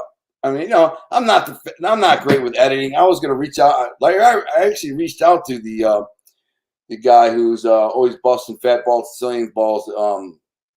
The allegedly unemployed. I can't remember that handle, but he seemed to have some editing skills. I was gonna be like, you want to make this? But I'm like, I'm kind of one of these guys. I can make it on my own. I got an app, on editing, and it turned out pretty nice. So I'm not. At some point I'll have a professional kind of tweak it out. I was looking at Michael Francis because I don't really watch any of these shows. None. Zero. If I do watch some of one, because the only thing I watch, you guys, on YouTube is deer hunt videos. That's it. It's the only thing I'll ever watch, deer hunt videos. And funny things, like little funny TikTok clips sometimes too. But Michael Francis pops up. I watch him because he's such a professional and he does such a good job that I want to watch him and maybe not emulate his exact style or personality or show, but see what I could do better. How can I evolve to make my show better? And his intro was about a minute long, and it's kind of it's nicer. It's a better, more professional thing. But Michael Francis has a team. Michael Francis is a millionaire. So he's got like probably 3, 4, 5 people working with them that are editing and also people that are reaching out to agents and managers to get people on his show. Maybe they even offer incentives to come on his show, a little bit of money, like Vlad does, So I'm not in a position to do that, but eventually, I'm saying I'm not really worried about that. At some point, if this show gets picked up, the game plan gets picked up for Mob TV, which it very well might. We're gonna be putting a highlight reel of this sizzle reel of this show together for Mob TV. Larry's on the board of directors, so pretty hard not to get a deal at some point, what I'm saying? Plus, I got my novels. Plus, I got a show based on me called The Fetto. Plus, I have my outdoor show off the cuffs. All of this stuff is going in the hands of Joe Paletto and Mob TV in the very near future. So I'm like, I just keep grinding with what I'm doing and making friends and connections. I talked to White Boy Rick today. Me and him are gonna get together and go fishing soon, but I got him in some gear. I sent him some gear. I'm sending him a coat. He's a good dude too. And at one point, and when he kind of is able to do what he can, not at the moment because he has some things in the works. He's kind of on a media silence type of thing. But I imagine we'll get together and do a show and hang out, whatever. So there's a lot of things I got going on, but I'm in no rush. I'm comfortable. I'm not broke, busted, or nothing like that. I'm happy. I love my life, so I'm not gonna fret. And and same thing with Larry. Larry's not tripping. He's not. None of it matters. I mean, whether or not we get a show or not, we're gonna live life, have fun, and enjoy ourselves. And and live a good, comfortable life, and that's it. We're not going to engage. We're not going to stoop down and engage in a bunch of drama and stuff like that. So that's not for guys like us. So, like I said, I aspire to emulate Michael Franzese in his professionalism as a host, a character, a personality, and so anyway. Siri Shamalakasla. I don't know. Where do you guys get these names, man? Sir Shamala Smoke a lot. Oh, okay, sure smokes a lot. I get it. It's funny. What goes around comes around. Yeah, I don't care about them crackheads, man, and crack babies who steal my stuff. It's only an Instagram account. It's not like I was getting a bunch of ROI on it, anyways. You know. David Lovett's channel says, "Can we change Sammy's name to Sammy the Bull to Sammy the Mule?" I mean, Sammy is just an old man. That's it. God bless him, but he's no bull. He ain't a gangster. He's an entertainer. And God bless him for that.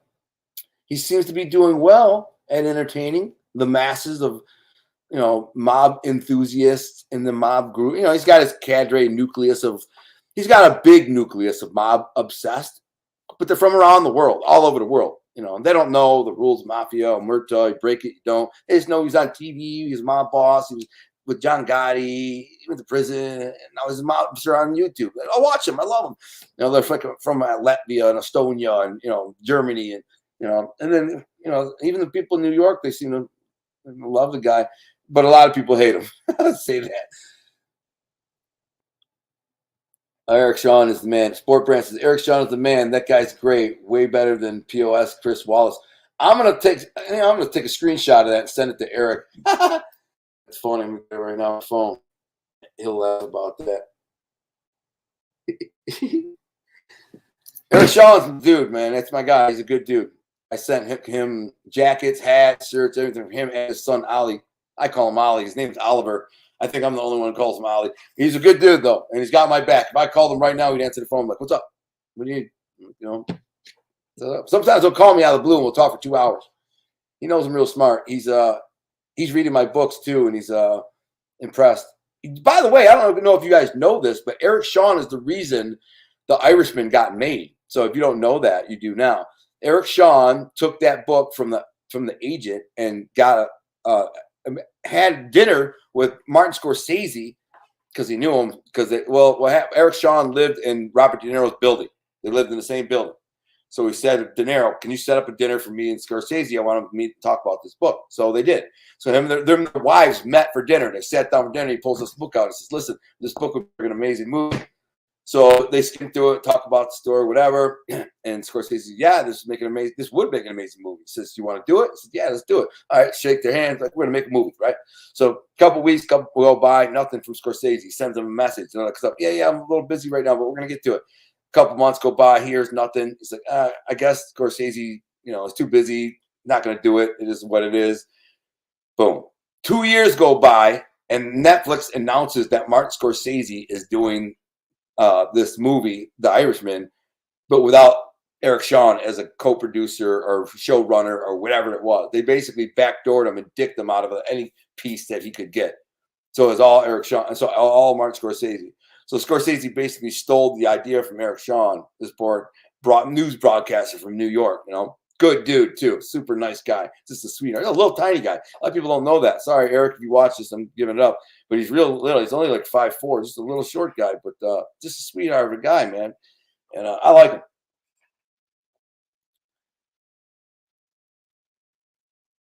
Let me see. I'm just going to wrap up some of these questions and get going. David Lovett, I wrote, man, I got this broad wrecking it up and recording over my 1970s Bee Gees disco album that's platinum plus.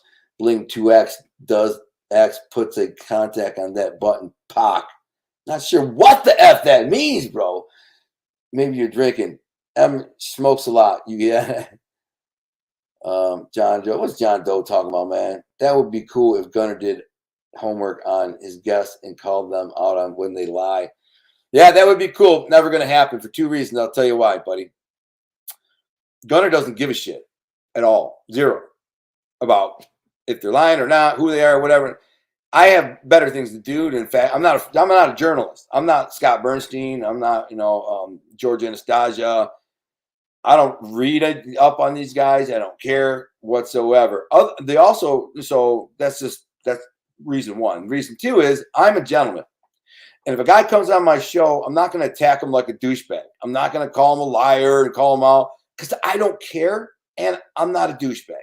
I don't have the asshole douchebag gene in me. I can't sit here and say, "Hey, man, I think you're full of shit, man. You're bullshit."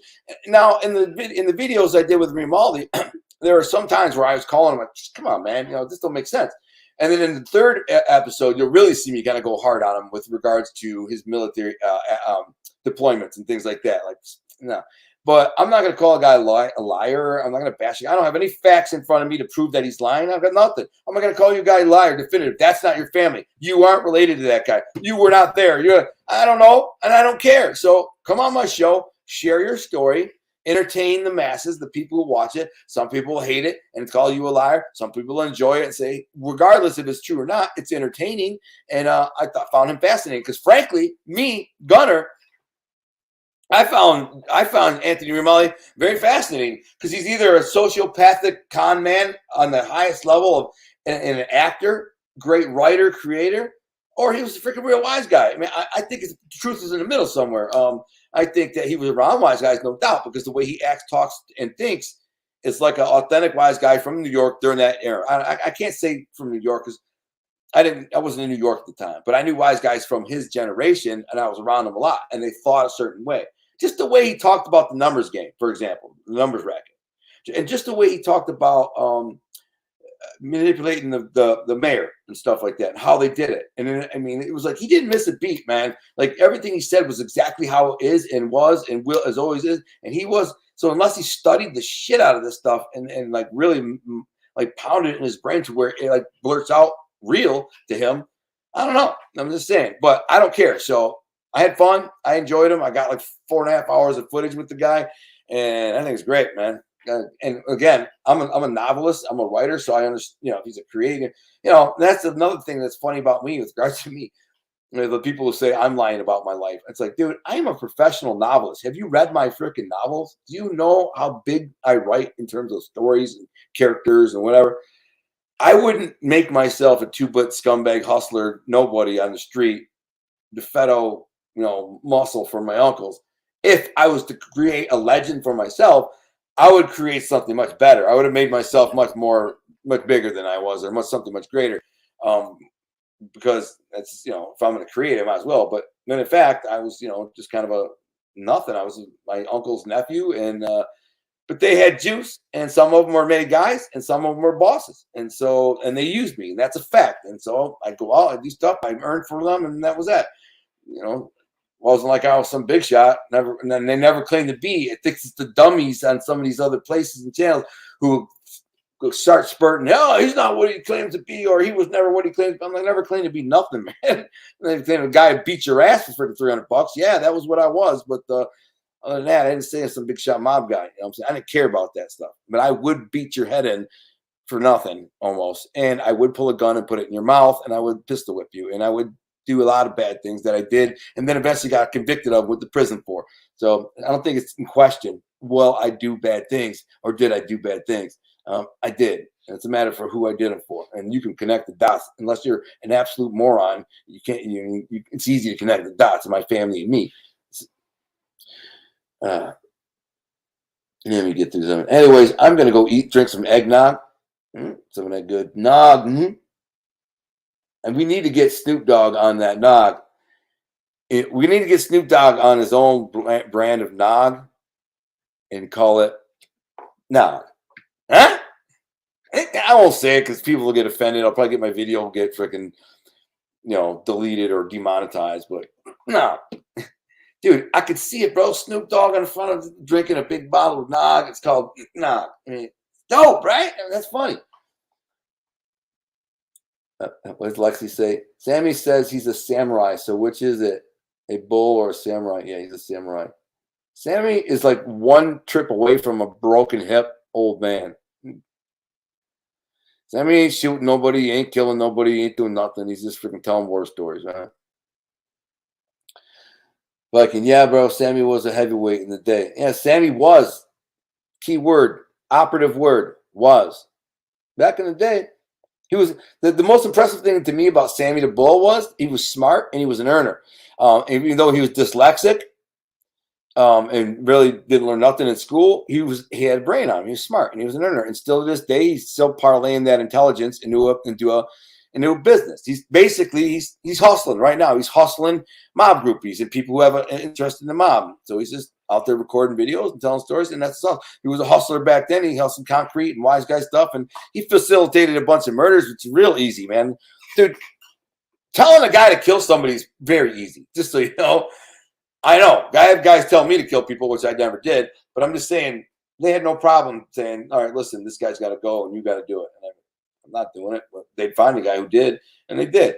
So, I mean, so I don't get anybody credit or any gangster points for saying, hey, man, calling a guy in, usually some lackey, low-level wannabe wise guy. It's usually the guy who's freaking not even made yet, but wants to be made, and this is how he's going to get his button. If you kick up $500 a week to me and go kill this freaking guy that we decided had to go, we'll give you your button, and then you're with us. And then they go kill. But it's not that don't make you a hard-ass killer gangster. Like Tony Jack, he's probably responsible for about 50 of those. 50, which is almost triple Sammy the Bull. But he also was responsible for probably 8 or 10 where he freaking choked the guy out, choked him to death, or stabbed the guy with an ice pick, or shot him in the face at point blank range. That's, I'm not saying I'm not condoning that behavior. I'm just saying in terms of gangster, different level, just because you wave a hand and tell a guy you got to kill a guy, that's nothing. That's pussy stuff, man. I'm saying. And like I said, guys like him would tell guys like me to go beat up guys or put them in the hospital, send them a message, tune them up. That's what they'd say to me. Listen, this guy needs to tune up, man. He's been freaking late on his vig for 3 weeks in a row. He's got all kinds of excuses, man. Just send him a message, tune him up. All right, give me the address, and I'll go and wait for him to come out of work and say, hey, man, let me talk to you like that. And I walk over and I get by him and I grab him by the, right here, and I bam, punch him in the mouth, give him a nice bloody lip nose. And I said, man, listen, man, you got to pay. The next guy coming with this. They coming with this. You got to pay, man. What are you doing? And they all, I pay. I'm like, you get the freaking money, man. Where can we get the money right now? You got to borrow from your girlfriend, your mom, your aunt. I don't care. We got to get this money, man. Because if I don't go back with some money, then they're going to send another guy, and he's the real bad guy. I'm the freaking nice guy. And I didn't even have to do that much. For perfectly honest, I didn't do it. I just show up and be like, hey, man, come on, man. It's not a game, bro. You know who sent me. You know why I'm here. Let's go get this money. Where do we go? And they knew. They would just know, man. They were terrified. If I just showed up and said, hey, man, come on, let's go. Let's get this freaking money. These guys would literally look like they were pissing themselves. Because I wasn't for no games, and they knew that. And they knew the guy who sent them was really for no game. So, anyways. P Block Studio says, you're still my favorite. Your stories are excellent, and I like that you so down to earth. I mean, I'm down to earth. I like to think I'm down to earth. I am down to earth. I mean, look at me. I'm down to earth. I'm, I fish and hunt and play. I didn't hunt tonight. I'm bummed out about that because we had to do the show, but there's always tomorrow. My boy was busting my balls about not shooting a deer yet. Steve, the guy who's never shot a freaking deer in his life. He shot a couple deer and lost them because he made bad shots. No shot. I've shot about. I could shoot. Yesterday alone, I could have shot 10 deer. All does. I think there's one young buck in there, but I'm not shooting does. I mean, I could shoot. And here's the thing. He's like, oh, you got to go to a different spot. I'm like, why would I go to a different spot when I can walk out of my back door and hunt in the woods behind my house and see 10 deer? You don't know nothing about deer hunting. You don't know how hard it is. You just drive out to some state land, pull up, walk in the woods looking for deer. You'll never see a deer. Never. It takes months in advance. You have to scout the woods in advance. Look at the lay of the land. Based on the lay of the land, where will the bucks be bedding, traveling, eating? Then you have to position your stand in the right spot based on prevailing winds, and then hunt it when the wind is right. So to say, I'm going to drive 20 miles to some state land, walk in there with my bow. There's bucks here, I think. Let me get one. You freaking sound like a moron, bro. I said, I'll get one. I'm biding my time. At some point, that buck's going to come out. And if he don't, he beats me. And that's that. I might not even shoot a doe this year. I got doe and meat from last year. Viking says, Gravano is hated big time, but he's also loved big time. He's got 1 million people ride his dick. He's got 800,000 subscribers, He does a live video. And he's got hundreds of little freaking dick riding wannabes going, Sammy. And they're super chatting him, sending money, super chat, $100 just to put a question up there. Like I saw it one day. I clicked on, he had a live. I'm like, what's he talking about? And I just watched it. What the frick is wrong with these people? I mean, I get it. I mean, he's a good storyteller, and he's got some good stories, but he's like anything else. I mean, he's stretching them way out. He's kind of, he's a superhero in every story. You notice that? He's the smartest, he's the toughest, he's the baddest, and he comes out ahead of everything every time, whatever. And I know a lot of my stories are like that too, but a lot of my stories end bad too. Like, when I've been shot, but I've been jumped, beaten, stabbed, and not, the robbery went bad, and I've been chased and whatever. So I don't walk in there every time like I'm this big shot mob boss and everything. Everybody just bows down to me, and I just pull my gun out and shoot the bad guy, and then get the money and the girl and walk away. Like, see you guys, I'm Sammy the Bull. And kind of silly, but he does have a lot of people who are like, yeah. And John Joe says it. It says Sammy the Bull thinks he's still mobbed up. I know, bro. He's in his own delusional world. I have a video with Sammy the Bull and me talking for 40 minutes on Zoom. I have it on my other computer. I'm thinking about piecing it together into a show and publishing it. Because why not? Why wouldn't I use it? I mean, Sammy is never going to be tight with me or reach out to me ever, because in his mind, I can't help him. He's bigger than me, he thinks. So he's like, if this guy Gunner can't help me in any way, he can't really promote me. He's got a little channel. He's not some big shot. He's not a producer. When he first met me, he thought I was this big shot writer and whatever. And to him, I guess I was. He had no show. He had nothing. And I'm a successful novelist. My reviews speak for themselves. His producer read some of my books and reviews. He's like, wow, I wrote the outline for his first two podcasts. They loved them. And I was like, I got to get paid for this. And anyways, he didn't. But now I think he sees like, man, this is the freaking Gunner guy. I have a freaking phone. There's literally a different phone in my phone. Let's see, I'll show you some. I'm not going to put it out there. I'm not going to dock him or nothing. But watch this. I'll put my.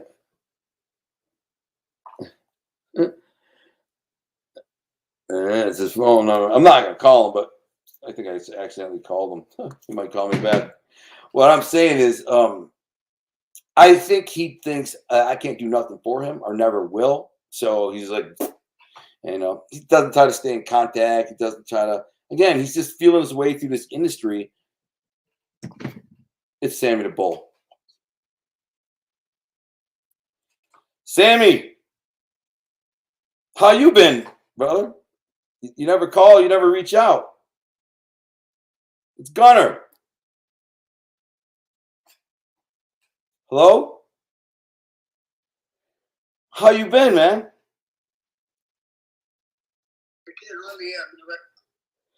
I'm calling because I'm saying I never hear from you. I don't know how you're doing. I send you a text once in a while back. You never call me back. I'm just checking in. How are you? I'm pretty good. Well, give me a call sometime. All right. Who's this, Gunner? Gunner, yes. Oh, all right. I'm in a restaurant. It's hard to hear the music in the background. Yeah. Like that, no big deal. I was just calling to see how you're doing. How's business? How's the show? How's everything going? And catch up. So far, so good. I see. Well, anyways, you call me sometime when you're not in a restaurant. You want, catch up. All right, man. I've been so busy, it's crazy, but I'll see if I can give you a call. I know you've been busy, bro. Listen, I pay attention. I see you're busy, so I'm not busting your balls. I'm just saying, you get a second. No, I know. All right, I'll talk to you soon. All right, see you later. Bye. Well, I guess I bought down Sammy the Bull. That's funny. Oops. But like I was saying, Sammy, he doesn't call a guy. I was before he started doing this stuff, I kind of befriended him. We texted back and forth quite often. Recorded, we did a Zoom call.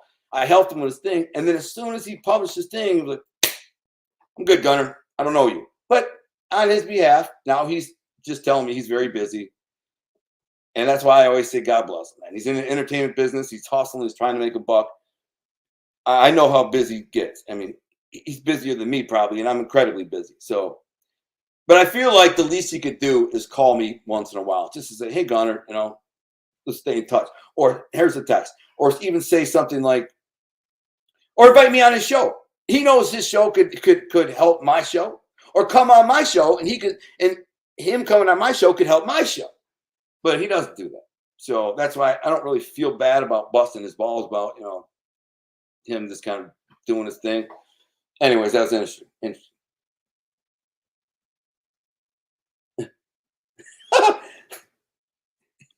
Yeah. All right, Pete Niz Della Croce. Yeah, I'll be here all week. Thank you.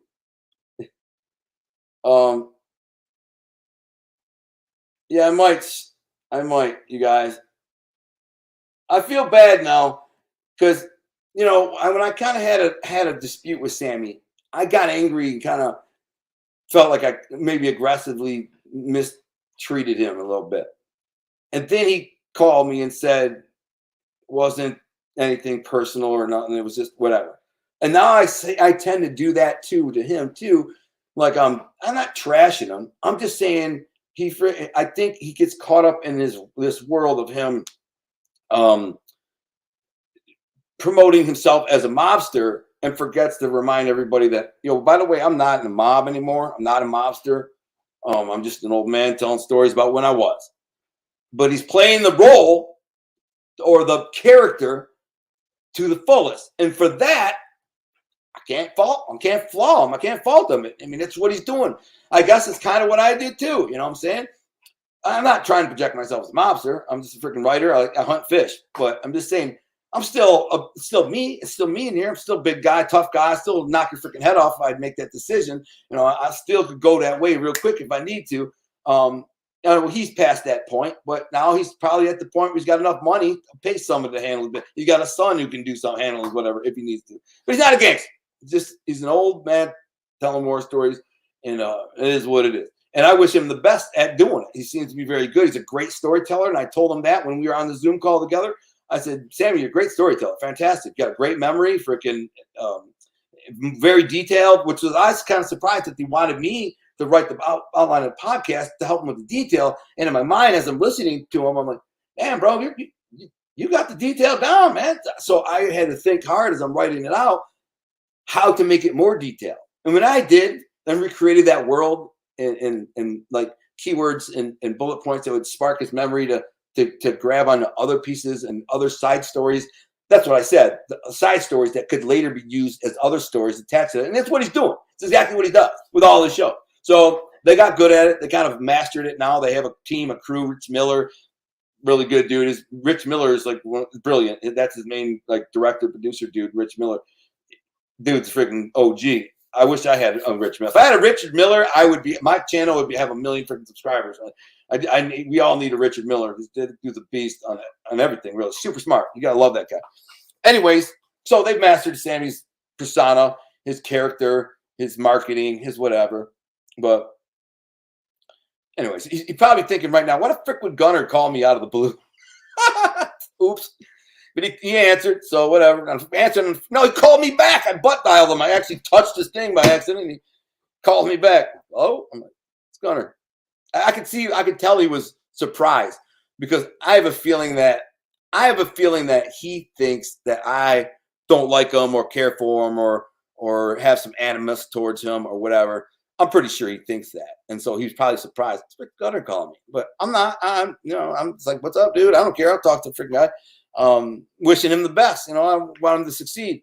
I still wouldn't be opposed to doing a clothing merger of some kind with him, but there's big money in it. But he didn't seem like he wanted interest. He wanted to like own it all or a lot of it. And I said, yeah, that's fine. You can buy me out, but you just got to come with a big check. And he was like, all right. But at the time, he didn't have a big check. Maybe he's got a big check now. It's not going to be a huge check, but I'm not going to hand over my potentially $100 million freaking apparel empire for $50,000 or something. It ain't never going to happen,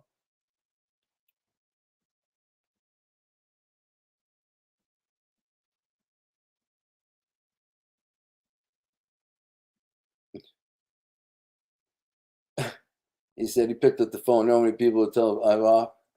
Yeah, I mean, I have his personal number, so that's why He answered, I'm sure. He's answered every time I've ever called him on like the first ring.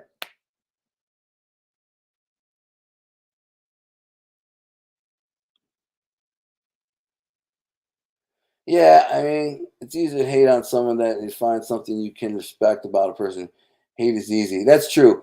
You know, there's a part of me that just says, Sammy, the only thing I don't like, I don't care what he's doing, and I wish him the best. I think he's a great storyteller. Tell your podcast, your story, and you're doing great, man. Kick ass, whatever. But the only thing I think he could do is there are people like who helped him in the beginning and reached out to him. And I befriended him like a friend. I didn't give a shit that he was Sammy the Bull. I mean, most of my persona at the time was like, dude, he's a super informant. I mean, I shouldn't even talk to the guy, but you know, that life is behind him. He did his time. You know, he's just trying to entertain and make a living. He's trying to hustle, just like me. I don't really care. I don't care about the cooperation. I don't care. Just whatever. I'm not starstruck. He's just a freaking other mob dude. I knew him. I had my bosses sitting at the table with me. The boss sitting at the table. I'm eating dinner, freaking slurping my food up, farting, acting stupid as hell, kicking my cousin under the table. They're all talking right there. I'm not impressed by it. I'm not like awestruck. He's just another freaking dude to me. But I feel bad that I kind of friendship didn't evolve to like a real friendship. And what I feel like is like he's not the kind of guy who does befriend people. Like he don't befriend them unless there's something they can do for him. That's how I feel like he did me. Like, you know, I got nothing. If you can't do nothing for me, Gunner, because you're really nobody, not now. And maybe the only reason he's even semi-nice to me is because maybe he believes I could be or will be someday. I don't know. But I don't ever get that aura from him personally. I actually get a nice guy. So I feel like a dick if I say that. So maybe I'm wrong. What I'm saying is, and I've been wrong before. I've misjudged people's perception of me and persona to me. I could be dead ass wrong. And Sammy's just like, yo, man, I'm just super busy. I know trying to build basically what you're doing, but I'm like, I got like, you know, 800,000 subscribers. You're at 7. You can imagine how busy I am. And I got all these opportunities. I got to do these shows and these interviews. So I got nothing. Gunner, you know, I enjoyed talking to you. You're a good guy. But for the time being, they got me. They're not letting me do shows unless they have 50,000 subscribers or whatever to try and keep his brand up or whatever. You know what I'm saying? And I respect all that. I'm sure that's what he's doing, and that's what he would say. If I said, Sammy, come on my show, he'd say, listen, my agent and manager is saying I don't go on a show unless he has like 50,000 subscribers. You know, that's how he, you know, dilute the brand by doing these little shows. So, and I'm like, yeah. See, I wouldn't be offended by that. I'd understand it. But on the other hand, like, why wouldn't you do that for me? You know, since I helped you in the beginning, I was there for you, and we kind of made a friendship. So forget all the other people. I only have 7,000 subscribers, but you know, we were kind of boys. I did some writing for you. You know, we talked for hours on the phone. Why not come on my show and help a brother out? You know, it's going to help boost my channel. You could, you know. And his argument would be like, oh, they didn't let me do that. Whatever. Hey, do whatever you want, Sammy. That's where I feel like you could do that for a guy like me, but whatever. I'm not mad at him. Wish the guy the best. I have nothing personal against Sammy the Bull at all, nothing. And thinks he's a fantastic storyteller, and he's hustling his ass off. So God bless him in that regard. And maybe I work with him someday, maybe I don't. But I feel like he probably, unless I get a big movie deal or something, and I'm connected to a big producer or something, then he'd suddenly be like, "Hey, Gunner, how you been? Long time, man. Where you been?" Just rubbing my arm. But that's just the business. That's the nature of this business. Just so you know, that is the nature of this entertainment business. I'm not talking mob tube. That's freaking a little tiny 2,000-3,000 stuff. I'm talking entertainment, movies, television, production houses. Guys, you know, where millions of dollars are being shuffled around to make things. Like now, Scott Bernstein right now has something big that's coming out very soon where hundreds and hundreds of thousands of dollars are being moved around to manufacture something for you guys that's going to be huge, where you're going to see celebrities and mobsters at the same time, real mobsters, one in particular. And so just the entertainment business is slimy and it's shady and it's very sycophantic, if you know what that is.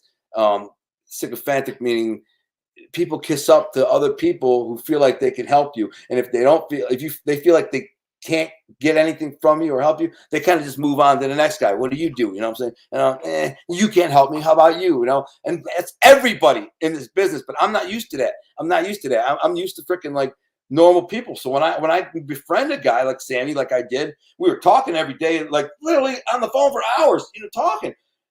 I thought like I made a friend with this guy, you know what I'm saying? And the second I was like, nah, I can't pay you to write the podcast at the moment. You know, we're not prepared to do that, but thank you. I'm like, okay, we'll stay in touch. You know, no big deal. I'm out there if you need me. Man, it's like click never. And then I did say something on a show, half cocked, and didn't realize it, that I shouldn't have said it. A couple of things that like worms out of the can things about Sammy, which I thought were public, but weren't.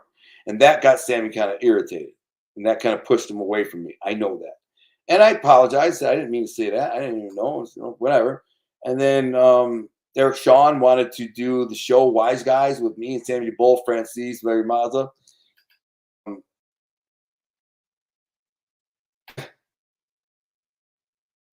Somebody just said, Travis from Canada said, hey, brother, amazing content lately you've been putting on YouTube. Thank you, Travis. And also Eric Sean wanted to do a show on Fox Nation that would be me, Larry Mazza, and Michael Francis, and Sammy the Bull. And I contacted Larry, said, you'd be interested in him, and his people were like, hell yeah, we're interested. And there's no hard feelings against you with the dumb, you know, little show. I said, okay, cool. And then nothing moved forward with that show yet. It's actually still on the floor. Eric Sean told me, listen, these things move really slow. It's still on the floor. So don't give up on Wise Guys on Fox Nation, where the four of us would talk hot topics, current events, you know, current affairs, you know, politics. Yes, I'm talking about a show on Fox Nation, probably their subscription network, that would have me, Michael Francis, Larry Mazza, and Sammy the Bull on a round table debating politics and hot topics, current events, current affairs, all these things, called Wise Guys. And so after that, the only thing I heard from Sammy was last Christmas. I got a text from his phone. It said, "Merry Christmas, Gunner, to you and your family." And I wrote back, "Yeah, send you." So I got nothing. But then I've been watching him, and it was like, I think he's slipping into character a little too much, in my opinion. Like, you know, for his character, he needs to slip in there and play the mob guy, and for his, you know, show. But when you go to do interviews with shows, I don't think you should stay in character. I think you should be your real self. You know what I'm saying? So when you go to do a show, I do, and I'm saying I go to the show, I'll just be myself. And today I'm a writer. I'm a nerdy ass writer. I'm an entertainer, a content creator, you know, a video creator. But I'm not a gangster, and I don't try not to act like one or sound like one or talk like one or pretend I'm one or nothing like that. I get out of character. Now I'm on my show telling you stories about when I was back in the street from 25 years ago, and I'm getting a story. But yeah, this guy walked in and smashed him. You know, so I'm telling a story. I'm in character. I'm going back in time, 25 years, 30 years, and I'm in character. But if I go to a show to get interviewed at like Sean Atwood or somebody's, I got a show. Damn, I thought I was supposed to be on a show today. The guy's on 3 freaking prison show, and he never called me. Well, whatever. You know, I'm gonna be me. I'm gonna be me. Just freaking nerdy, book writing dork. You know, lives out in the woods and goes fishing all the time. That's just who I am today. Now, the issue I guess with Sammy is because he kind of stays in character too much to me, in my opinion. And this is just my opinion. No, lots of people have an opinion. That's mine. But when you start seeing it like a freaking 80-year-old freaking guy or whatever he is, you know, projecting I'm a mob boss when you're not. You left that life, you know, whatever, 30 years ago, whatever. Just calm down, man. Tell your story. You're a great storyteller, and that's it. That's all I'm saying.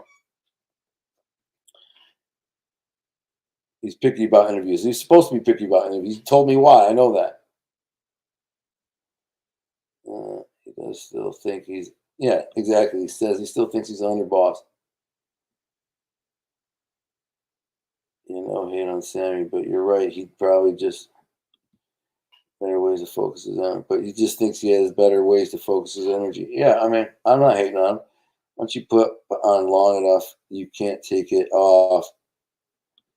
I mean, it's not, but that's the thing, Sports Brand. He's not a mob boss, though. So he hasn't been a mob boss since the day he flipped. And that's that. So he should be like a normal dude now. He's just going back in time. I get it. He's in character. I get it. You know what I'm saying? But sometimes I watch the interviews and I'm like, what the frick is this guy talking about, man? You know, and then the whole Francis thing, where he's talking about killing him and not jumping up, he's going to fight. Sit the frick down. It makes for great TV and all the freaking woo. But I mean, come on, man. Just act your age, dude. Act what you are.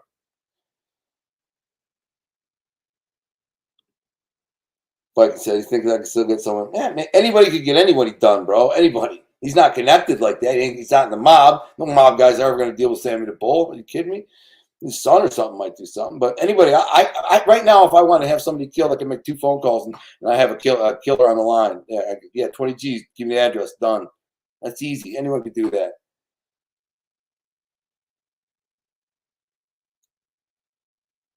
All right, you guys. I'm about to take off.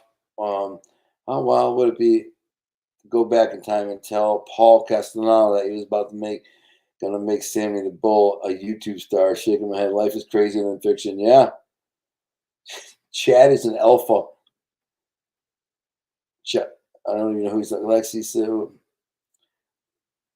what's up, man? New beginnings. I was talking about you a minute ago about. I got a fly on my screen. You're kidding me. Talking about maybe some editing skills, but maybe not. I don't know. I made a new intro. Go to my. By the way, I'm gonna cut this loose. If you have not gone to my Instagram and followed my new Instagram page, I'm still trying to get my old one back from the hackers. Maybe I do, maybe I don't. Freaking scumbag Instagram. But check out the real Gunner Detroit _ between everything. The _ real _ Gunner. Pain. I know it's a pain in the ass, but just go there and like it and follow the channel. And I gotta build it back up. I got some good stuff there. I've been making good posts. I've had it for like a week, but today I dropped the new sizzle or intro sizzle for my new show. So every show that drops from this point on is gonna have that trailer in the beginning. I think it's pretty dope. Get timed out.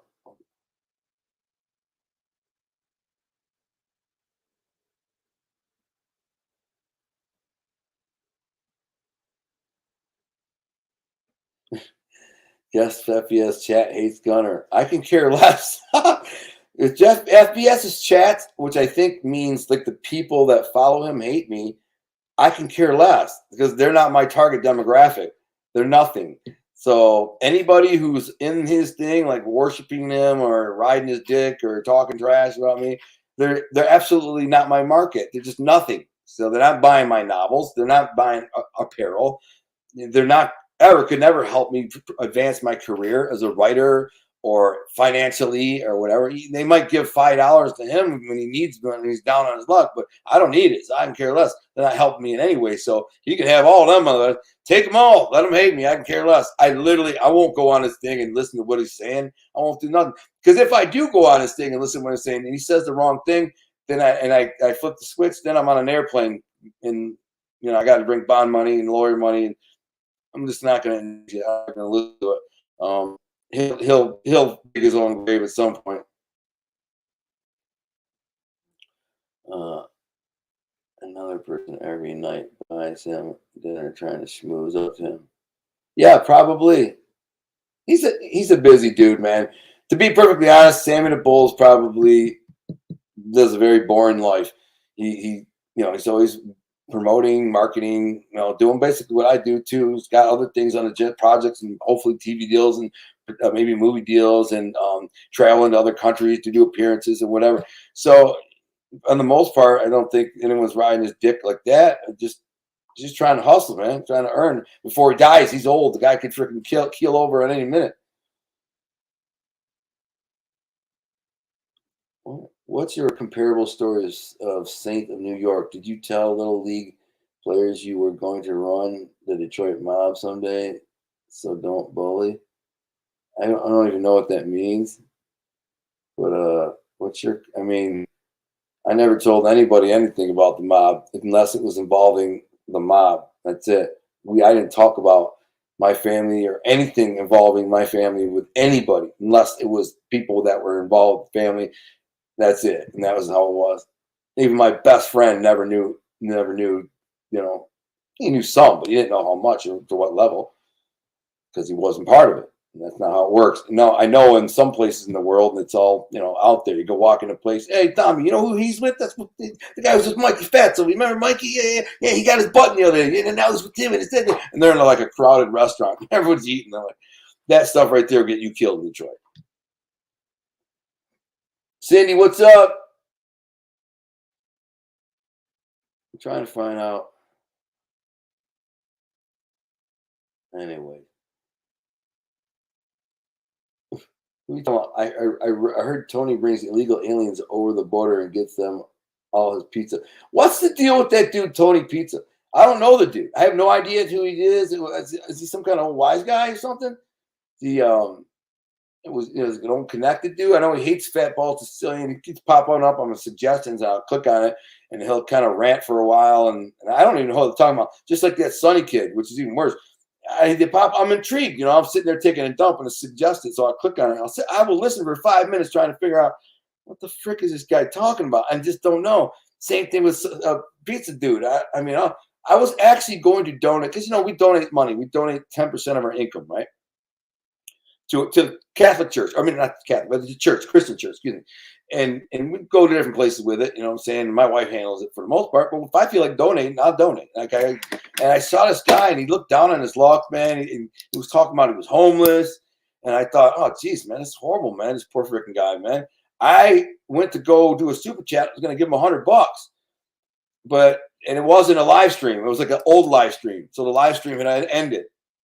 So what I did is I went on there and I said, hey, man, are you in Florida? Or are you in New York or on the East Coast there? Because I got some friends all over the place. And I said, I'll get you a freaking good job, bro. If you're willing to work hard, if you're willing to work, like put in the work, show up on time, do the job.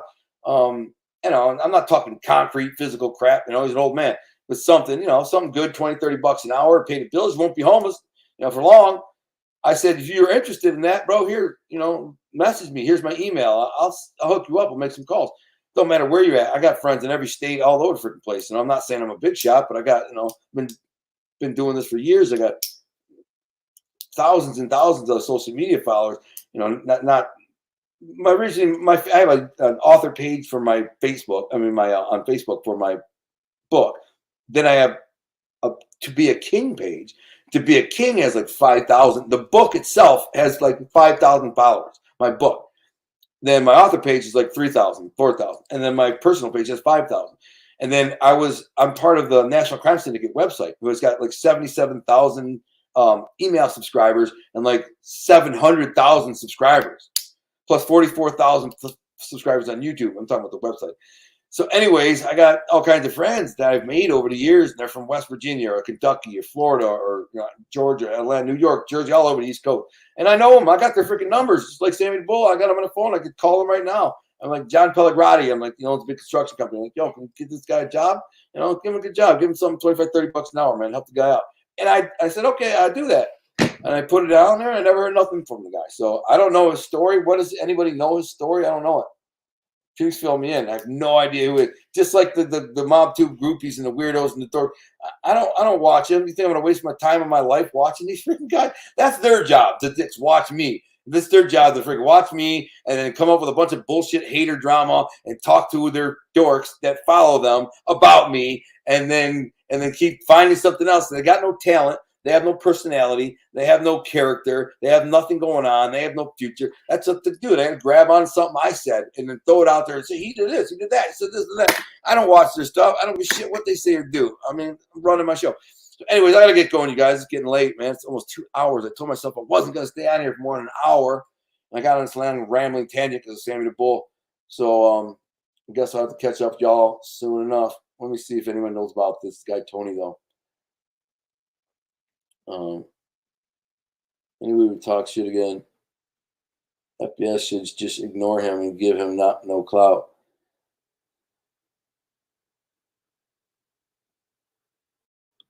Who are you talking about?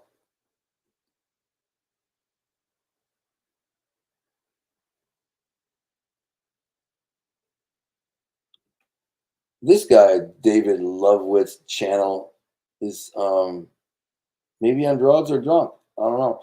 He says, Don Lindblom, sincerely apology. I'm assuming you were once on the same Little League baseball team as Eminem. No, but I could have been. He only lived like 5 miles from me. Don't know if he played baseball, but I literally, where he lived was about, well, when I was young, I was in Grosse Pointe, so I was like 15 miles from him. But when I got into my teens, when I lived in St. Clair Shores, his house and my house was literally like probably as the crow flies, 5 miles, maybe 6, 7 miles. I don't know, close. But never knew him. But I did play Little League. I was good. And some people think because I think maybe he's one of those type of dudes who, like, I guess because I tell my story, they think that I'm playing it up like I was a big shot mob guy. And even Scott Bernstein said, if anything, Gunner, you play yourself down. That's what he told me. It's like, I've listened to your stories. You don't play yourself up to be anything more than, kind of a grunt. In fact, what I found from asking around is that you were a major freaking player, enforcer for Tony Jack and some of the other guys. I'm like, major. They called you the pit bull and all this. And I'm like,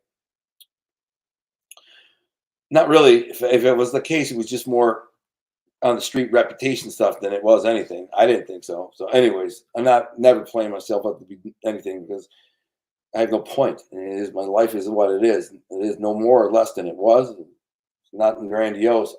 I look back and see a loser. So just so you know, send him money. Who are you talking about? Send him money. Tony Pizza. So he's Viking says, I knew he talked shit again. FBS to just ignore him. Is he talking about Tony Pizza? I don't know. Tony is a self-hating Mexican. His real name is Antonio Caracas, the Mr. Mariachi Pizza. What's his deal, though? I mean, what's the story? His story is paying Sammy for clout. What do you mean? The guy's homeless. He got no freaking money. Sammy, he can't get nothing to pay Sammy. I was paying Sammy for clout. Guy doesn't look like he got 2 nickels to rub together. No offense, Tony, but I mean, I think he might know Sammy or met him or something. Like I said, the one day I saw him talking to Sammy on a phone call. So Sammy answered his call. I mean, I don't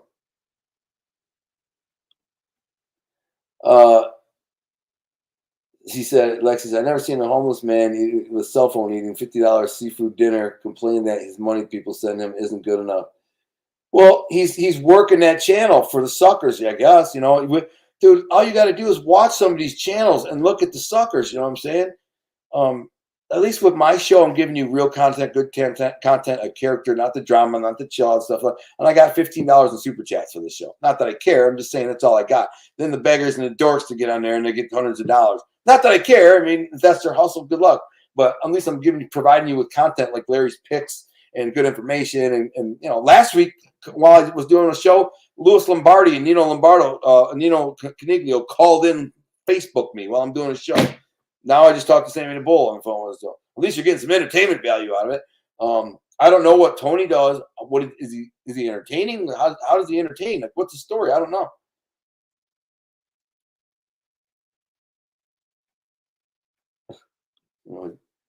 Tony is wild. What is he? What's his deal? It is a waste of time. What is? Dan, yeah, I think he's a rude, ungrateful bum. Doesn't want to work. Oh, okay. Now I know what he is then. Because if Dan Moore says that, then that's what he is. I'm glad I didn't give that mother effer some money. I did say I would get him a job, and he did not answer me. And a good job. Not a great job, but, maybe 20, 30 bucks an hour. I said, dude, I get you a job. I can help you out. Nothing. Didn't hear a single word back. I'm like, well, if you don't want to work, then freaking you are a bum. What are you going to do? Go on YouTube and bag mob groupies for freaking chump change to get through the next day? Pennies? You get $100 a day. There's always going to be some little mob dork groupies. You're going to, he likes me. He acknowledged me. Look I gave him a super chat. And he's talking to me. Look, hey, look. There. They have no friends in the basement. What else? Tony was never with any made men. I have no idea what his deal is. Have a good night, Damien. Nobody's answering me what the deal is with pizza, though. Nobody. Night, guys. God bless. Sport Brand, LCN News. Tony Pizza had a stack of hundreds on video. His parents have money. He's getting that YouTube money. I mean, it's not that much money. They're pathetic. I mean, that's not a lot of money he's getting. Trust me.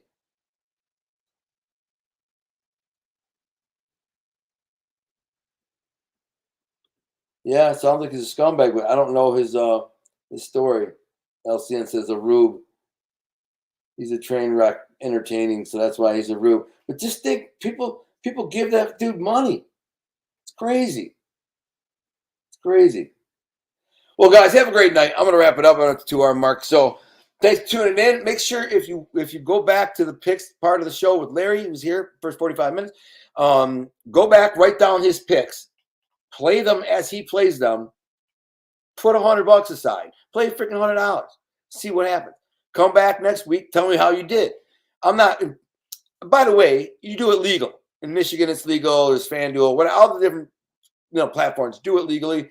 Don't illegally gamble, because if you illegally gamble, you're going to deal with bad people and get in trouble. Don't do it. It ain't worth it. But if you're going to gamble, if you're going to say, screw it, I'm playing sports betting because I enjoy the rush of winning and playing sports betting, listen to Larry. I know everybody likes the NFL. Everybody wants to bet on the NFL. It's way harder to handicap the NFL. Pay attention. This is for the money. You're doing it for the money.